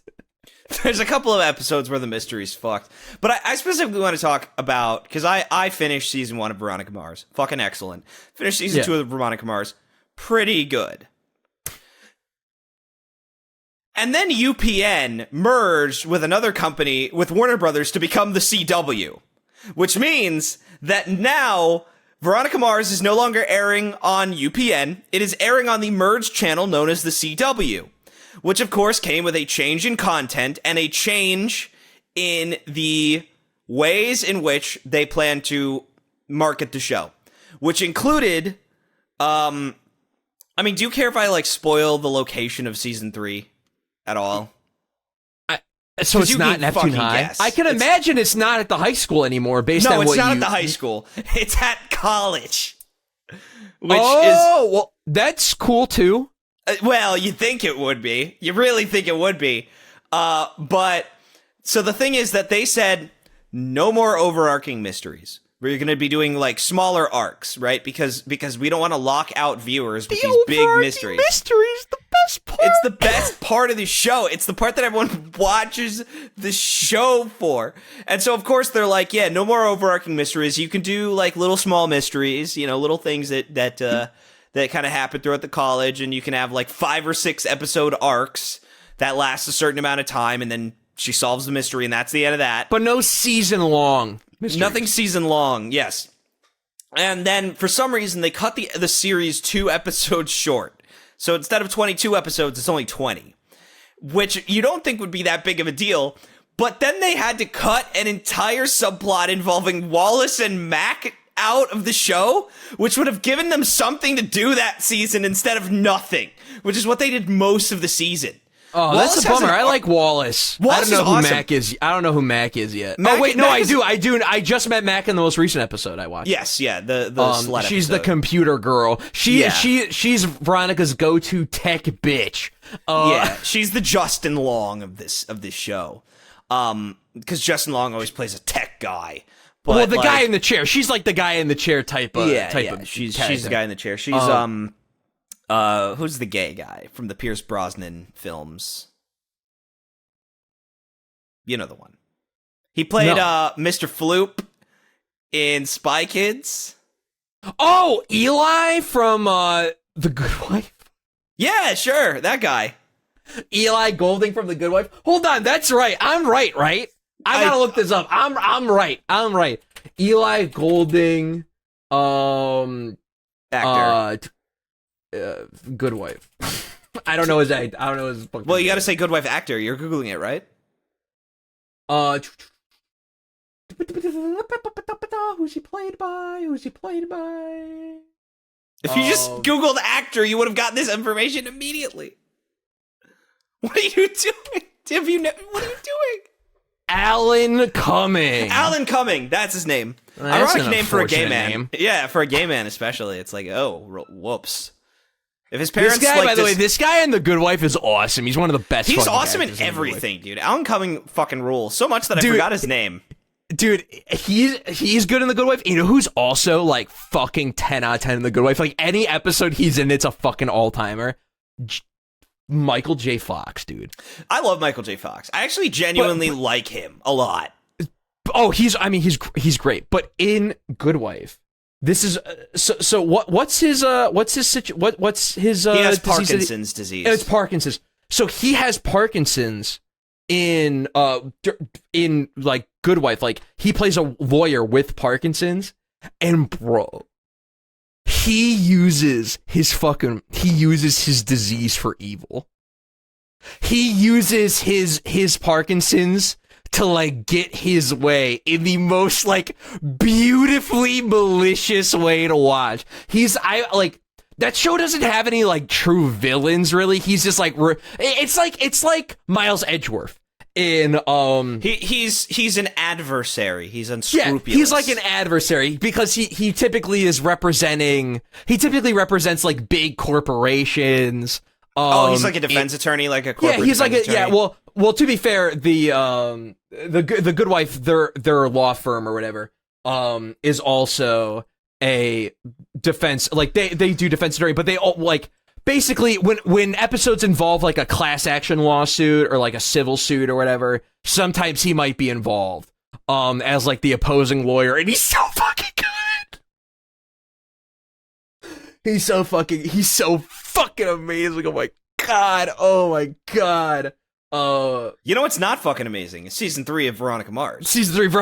Yeah. College sucks dick. Dude, the college years. I mean, there's a lot. I'm not gonna get into all of it because I don't want to spoil like everything about seasons 1 and 2. There's just a lot of characters who show up that their arcs are fucked, or like characters who like shouldn't be around anymore that just are that have like no arc. That's the 13 Reasons Why problem of like characters who just are whose arc in the story is so over. Like there's one character who should have an arc and then doesn't, and then he's in every season of the show.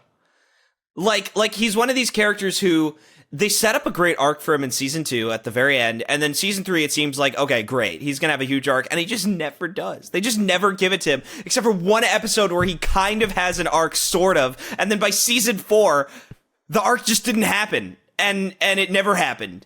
And like Veronica's just like palling around with this like actual villain character. Like it's like insane. It's just insane because he's not a villain, he's just like a dumbass. He's just like a likable, stupid asshole. And it would be like if like it would be like if like Mario hung out with like Kamek, right? Like after a couple Mario games, Kamek like in the second Mario movie, Kamek is just a part of like the crew with Peach and Kamek's Toad. just a friend, or just one of those scenarios where it's like, what are you doing? It's similar to like how like Dingo Dial in Crash 4 just is suddenly a protagonist. Like he's suddenly a friend now. Yeah, it's like even though like weren't you like, did you try to roast him alive? And like just not only like recently in the last numbered entry you tried to roast him alive, but I guess we're buddy now. And there's no arc there. It just happens. So, like, just a lot of, like, weird, stupid things about Season 3. But we go on to Season 4. We finish Season 3. Season 3 has the worst cliffhanger ever and then gets canceled because television. But the movie's good, though. You said the movie's great. Well, I'll talk about the movie in a second because we go on to Season 4, and I'm so fucking confused because the last thing that we saw was Veronica in a relationship with a different person than she's in a relationship with at the start of Season 4. she's back in Neptune, even though it's implied that she left and then apparently came back, I guess. But we never saw her leave, so I don't know. She went to college and then went back to. She stayed in Neptune for college. She went to Hearst, which I guess might be a real school. I don't know. But Hearst is a school in Neptune. Okay, probably a fake school. Then, probably a fake school, dude. Considering the Neptune amount of isn't real, the amount of like rape going on at that college is it's got to be a fake school. I can't imagine if we were like there's so much rape at this school. They're calling it Sweden, but I was about to say they're calling it Epstein College. Weinstein College. the Weinstein College. Instead of the Weinstein Company, the Weinstein College. Where you can get a full ride. Nothing, really? That's a great one. Oh, no, I wanted to let that sit because it was funny. Okay, thank you. I wanted to give that the proper like silence so everyone could laugh at it. It's like the podcast version of a laugh track. Okay. You know, like when you watch Seinfeld or whatever, and Kramer like chugs the beer while he's smoking a ciggy or whatever in that one episode with the sniffing guy. I rewatched that episode with my dad recently. It was so funny because my dad's a big Seinfeld guy, and we were watching an episode. He's like, "Oh yeah, Sam, this is a good one." And then the CW showed the ad for the next episode, which was the guy with the sniffing problem or whatever. Kramer goes to investigate. He's like, "Oh yeah, it's a really good one." I'm like, "Dad, you gonna say that about every fucking episode?" Like. Dude, there's so many like funny like just watching media with your parents, which we've discussed before, the mom movie and dad movie. Movies to watch a mom, yeah, movies to watch a dad. There are a lot of really funny like intricacies about like watching things with your parents. Like my dad will be watching something that he hasn't seen in 900,000 years, and I'll be on I'll be watching, and my mom will be on her phone. My dad will be on his phone, and I'll be like, "Hey, make sure you watch this part." I'm like, "I'm the only one who's watching this part. I'm the only one who's not on his phone right now." Like, hey, make sure you watch this part. You know, you can pause it. You can pause it. You know, we live in that era. You're gonna want to watch this part. It's like, yeah, I'm already watching that part, man. Like, what are you doing? You know, so I'm here. My phone's in the other room. I'm here. Like, I got nothing going on. Like, But so season 3 ends on a terrible cliffhanger, then gets canceled, and season 4 opens up, and there's a Kojima quote or a tweet where he's like, "I watched Dawn of the Deep Soul, or I watched Made in Abyss Part 2. I feel like I missed something." Yeah, because you didn't watch Dawn of the Deep Soul, Kojima. You gotta watch Dawn of the Deep Soul if you want to understand Made in Abyss season 2. So like I had the same experience where I was like, oh, because my mom thought the Veronica Mars movie came out after season 4. And it turns out it came out in 2014. So some fun before the revival season, which was 2019, so 5 years later. And some fun stuff about season or the Kickstarter movie is that it was the fastest like donated Kickstarter in the history of the entire website. It made its goal of $2 million in 11 hours. Yeah. And then by the end of the thing, it made $6 million. And for the record, by the way, Myles, this is why, like, this specific thing is why I know about Veronica Mars. Like, I only know about Veronica Mars because it was one of the early Kickstarter success stories. Yes. And you liked the movie, like you said. The movie was well, it's funny because season 3 sucks. Season 3 sucks ass. I mean, like, spoilers for Veronica Mars' love life. Because it don't work out. Well, I just got to talk about, like, this character, right? That everyone fucking hates. There's a character named Piz. His name is... I'm sorry, can you say that one more time? Piz. Let me take a guess about how to spell that. P-I-Z-Z or P-I-S-Z? P-I-Z. Piz. Just one Z. Just one Z. Piz. And it's maybe the worst named character in the history of American television. Like, there's been some pretty heinously named characters throughout world cinema, throughout movies, but Piz is maybe the worst name I've ever heard in my entire fucking life. Dude, how did a guy named Piz pull Veronica Mars, bro? By being white and playing the guitar because she's a college freshman.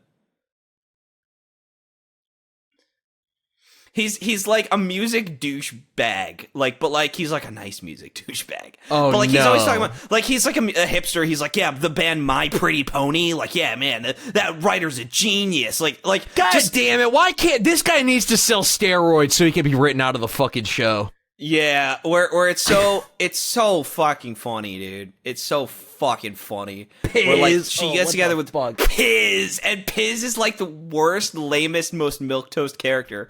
So, but see the fourth movie, or sorry, the kickstarted movie, she's still seeing Piz. 9 years later, apparently she got back together with Piz after college. She left Hearst to become a lawyer. And she's about to get a prestigious law degree, but she gets a phone call from an old flame saying, Duncan. "Oh shit, I've been framed for murder. I gotta beat this murder rap. Can you help me?" And she's gotta come back to Neptune, reunite with her dad, and help this guy beat his murder rap. So initially she comes there just to help him find a lawyer, right? Yeah. But she stays because she realizes, I don't want to leave the PI game. I love being a PI, and I like solving crimes and making a difference and saving the day. But that movie is really good. It's well shot. It's energetic. It's stylish. All the characters still look like themselves.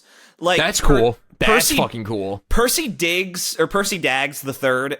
He's not got an afro anymore, which is okay. Oh yeah. Yeah. Mac has a lesbian haircut. Dude, I can't believe Mac becomes a real character and not this one-off chick. No, she becomes a real character. I mean, it makes sense. She sticks around. Yeah, she sticks around. Having a hacker's, it's helpful for that kind of thing. That, I'm not denying that. It's also why I'm shocked she stuck around. Well, it's also why they have Wallace be a TA, or not a TA, but an office aide, so that he can. Yeah, pull he is records. an office aide, so he can get access to people's records and stuff. Yeah, he's her man in the government, right? He's her FBI informant. But yeah, no. So she's got to help this old flame beat a murder rap. And the mystery is actually genuinely dope as fuck, and it actually involves old characters in a way that's really satisfying and cool. Dude, that sounds a lot. Dude, the movie's just fucking awesome. Dude, it takes place at the school's 10th year reunion, and it's clearly trying to set up a fourth season, right? Yeah. But so there's a couple of plot threads that kind of remain by the end of the movie unresolved, but all the stuff that they promised you're gonna get in the movie does happen. And she reconnects with this old flame, and Piz dumps her ass because she's too busy helping her friend from high school beat a murder rap instead of meeting his parents. God. Yeah, because fuck Piz, dude. Fuck Piz and fuck Piz parents. Yeah, Piz's stupid ass parents. It's he's such a bitch in that moment. Well, it's so funny because the actor is even yeah, no one likes Piz. I don't even like Piz. It's so funny. He even realizes it's a shit character, but hey, get that paycheck, man. Get that Piz paycheck. There's finally 5 out of 6 members of Party Down finally show up in this movie. Because we had Jane Lynch, we had Ryan Hansen, we had Adam Scott, and we had Ken Marino. And then the guy who plays Roman also shows up on that. So the only person we didn't have is whoever plays Lydia in Party Down Season 2. Myles, which was also written by Rob Thomas, by the way. I wanted to ask this last week, but I don't think I did. What's Party Down? It's just it's kind of a dark comedy. I'm not the biggest fan of it. The comedy is a little too I don't know, too sex and drugs and violent for me. It's a little too crazy. It's not even that crazy. It's just a little. It's got that Office vibe. It's if The Office had the word fuck in it. It's The Office meets It's Always Sunny in Philadelphia. I think it's probably a good way to put it. It's a work comedy, but with kind of a lot of debauchery and dysfunctional characters and shitty people. Yeah, I mean it's a funny show. It's just not my thing, really.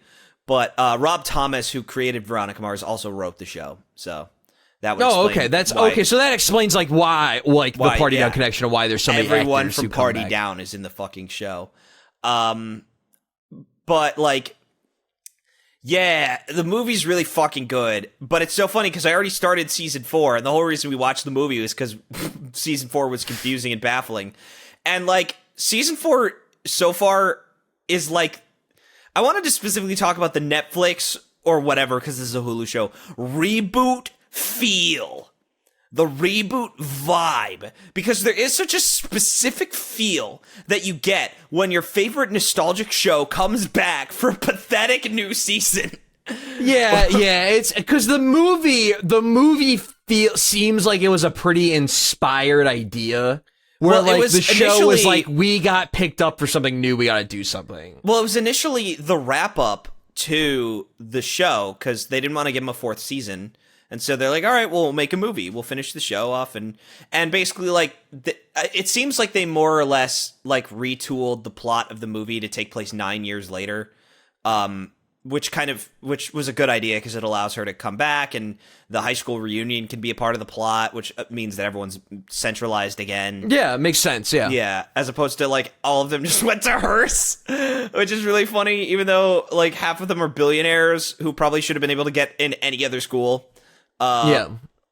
Obviously, fucking Mac and Wallace, they're not exactly rolling in bills, so, you know, maybe not for they'll them. go to the local college, that makes sense. Yeah, they'll but go to like, Hearst, but, like, with Piz, and all the rapists, but, like, yeah, everyone goes to Hearst, which is so funny, because it's like Veronica Mars, the college years is like so, like, all the mysteries she's solving are so lame. It's like, it's so funny because you think, okay, college, man, like all these people from all over the world, it's gonna be crazy. And it's like, you know, it's like a Nickelodeon show, except with rape.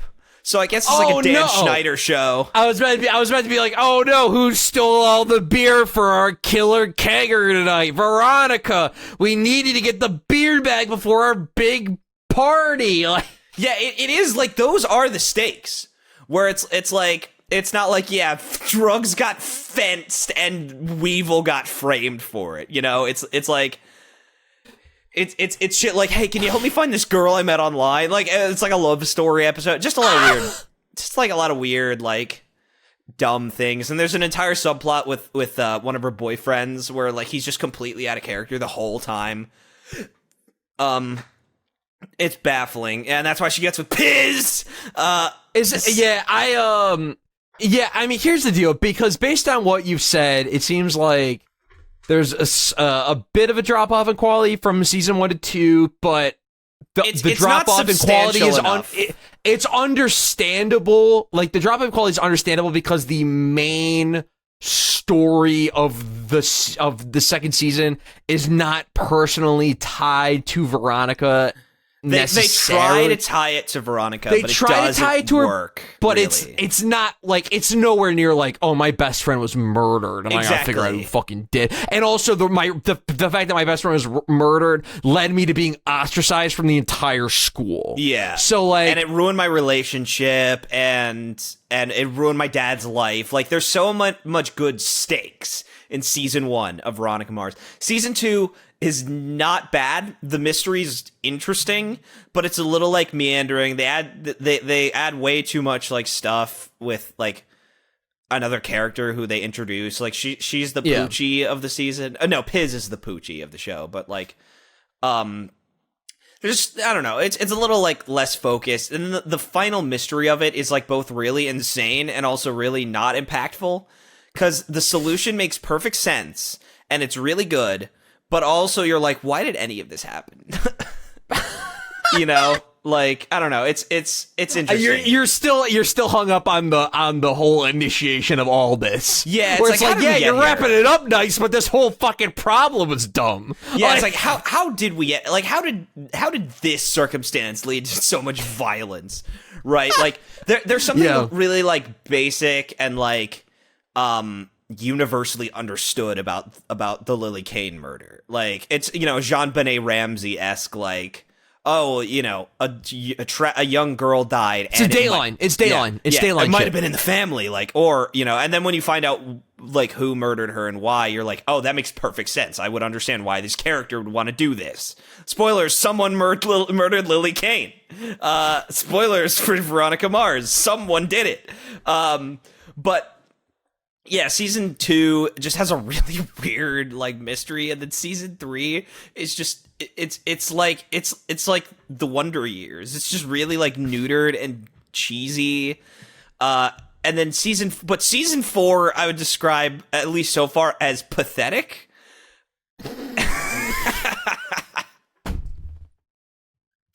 That's certainly a phrase or word you can use to describe a show. Holy shit. Yeah, so the thing about season 4, and again, it's so funny because I watched the first 2 episodes of season 4 and I was already feeling the Netflix reboot, even though it's on Hulu, patheticness of it. But then I watched the movie and it's fucking sick. So I was like, what happened? How much? Well, clearly the movie wanted to be made by the people involved, and clearly season 4 didn't. Well, that's I think the problem is that season 4's just. A friend of mine described it really well. He said these late series reboots are like versions of a movie where the actors are washed up and old, but it's the characters who are washed up and old. And it's so true, because it's like, Veronica, you're 35, and she was 29 in the movie, right? Which is a fair age. That's a great cusp of adulthood, coming of age. Fucking Big Boss in MGS3 is 29. What a great exiting the prime of my youth, finally figuring out what I want to do with my life age. But she's 34, and she's still hanging around with Dick Casablancas, who was nothing but an asshole to her constantly. And she's dating the same person as in season 2. And she's living with her dad. She's like, what the fuck's going on? Yeah. She's working with her dad, who should be, for all intents and purposes, fucking retired after the events of the movie. And it's just everyone is so, it's so funny because you could tell that Mac didn't like the role that she was offered. She probably didn't either have enough things to do, or she didn't have enough screen time because she's not in the show. And then and Veronica's like, man, this would be so much easier if Mac wasn't in Istanbul. And it's so pathetic. It's just so pathetic. But I think the most pathetic part about it is that every scene is so quiet, and it runs too long, and everyone's just talking and reverse shot. And it's you're on Hulu. Surely you had the budget for better than for a little more. A little more. Because the thing about it is that the original show was full of so much music and energy, and just the scenes were so fast. And it's now every episode's a fucking slog. It's just a fucking slog to get through, because it's all centered around one mystery, which the Lily Kane murder unfolds over 22 episodes. And it's you might get an update on the Lily Kane murder every 4-5 episodes, right? And it always a major update. Yeah, a significant blow to the case. You're always getting a little something each episode. Yeah. At least a little bit. But every couple episodes, 3 to 4 to 5 episodes, you get a really big revelation. Yeah, they'll find a clue that was overlooked or something like that, or she'll find a picture that she didn't notice something in before because she's sad and looking through photographs. It's just nice stuff. And the thing is, this should be the best season in terms of scale, because it's about a fucking series of mass bombings around the city. And Holy it's shit! How is that not your best season so far? That the threat is shit is dude. That's blowing some up. stuff that fucking Jack Bauer might try to fucking stop. It's so funny because I'm pretty sure there's a set that was in 24, in the show. I swear they go to an auto shop that's in 24 season 5 episode 4 or something like that. God, you are autistic. Yeah, it's the episode where the Russian Russo nationalists try to get the syntax nerve gas broken open by The syntax nerve gas. the syntax nerve gas. Dude, my brain is like, the fact that I haven't seen 24 in like 5 months, and I remember all this crap about 24. I remember all the characters and all the bullshit from 24 is proof that I'm autistic. But yeah, like, it's just like Keith Mars is like so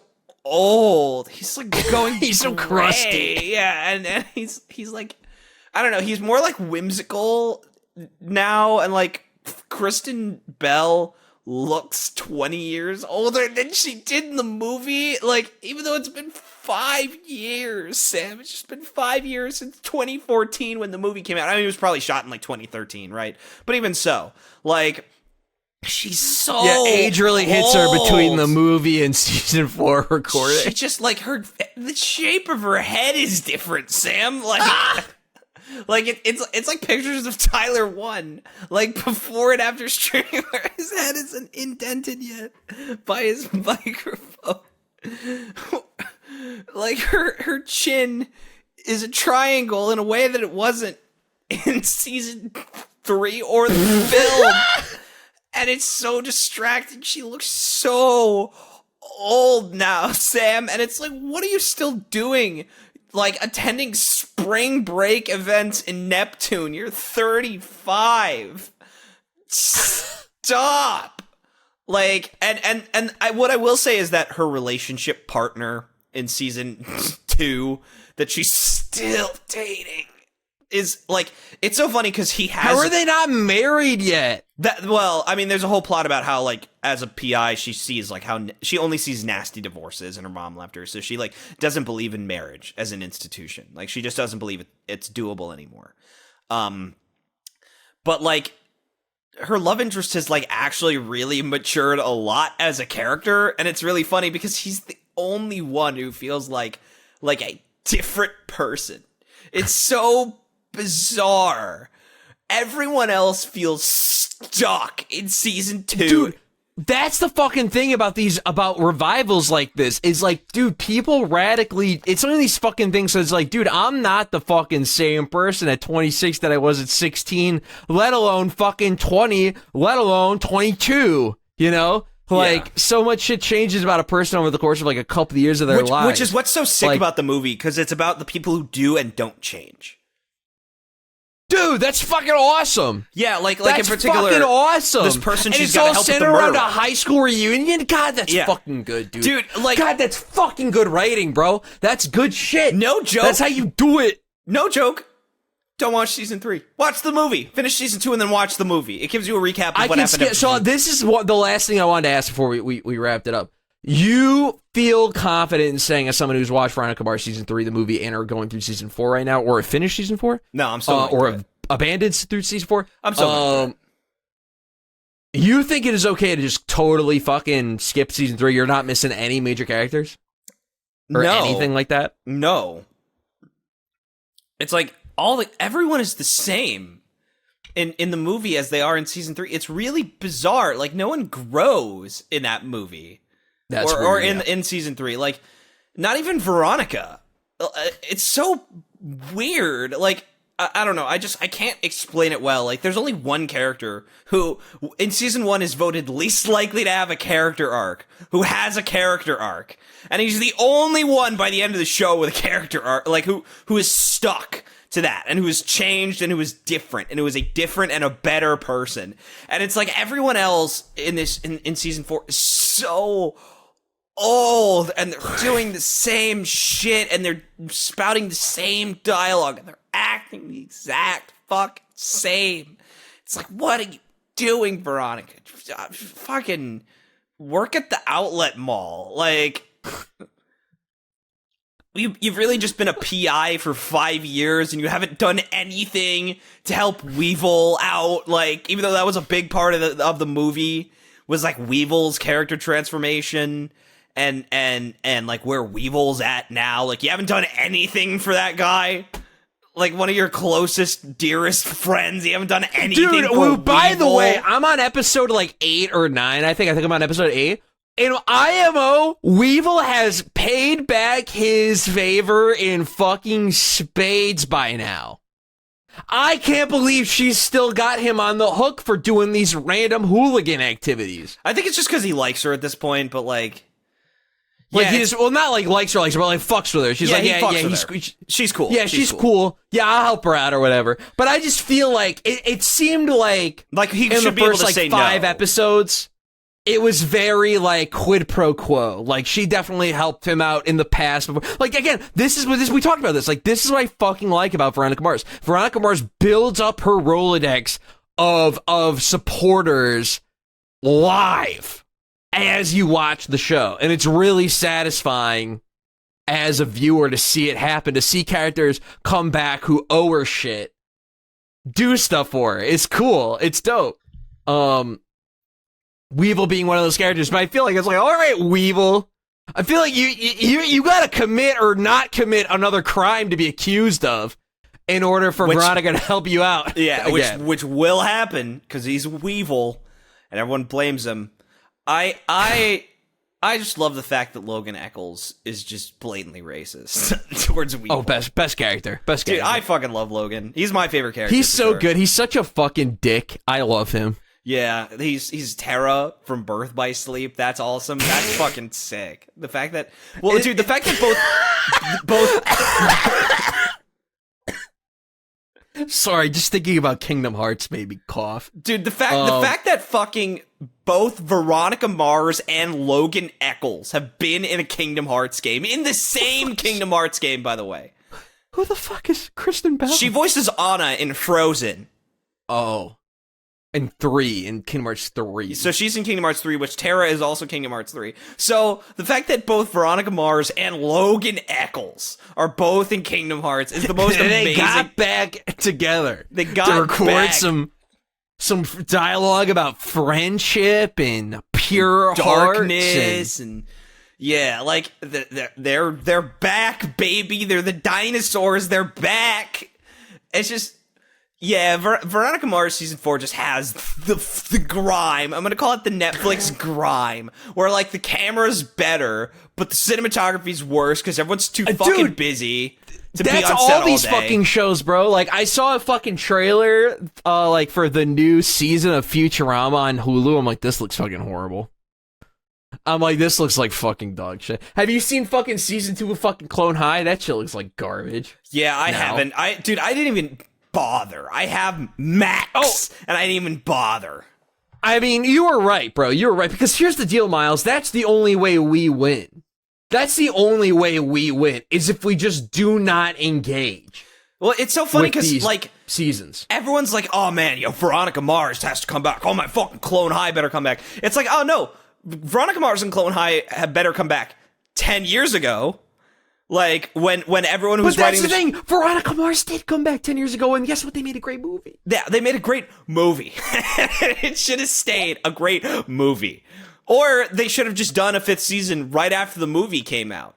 Like, and everyone was still actually, like, follow up on that. But that's the fucking problem with fucking a lot of this Hollywood shit. Dude, can you believe there's a fucking new Indiana Jones movie coming out? Yeah, it's like, wow. Why? Who asked for this? Can you believe that? Which, by the way, I didn't even to bring it back around, it is coming out on the same day as Ruby Gibbons' Teenage Kraken.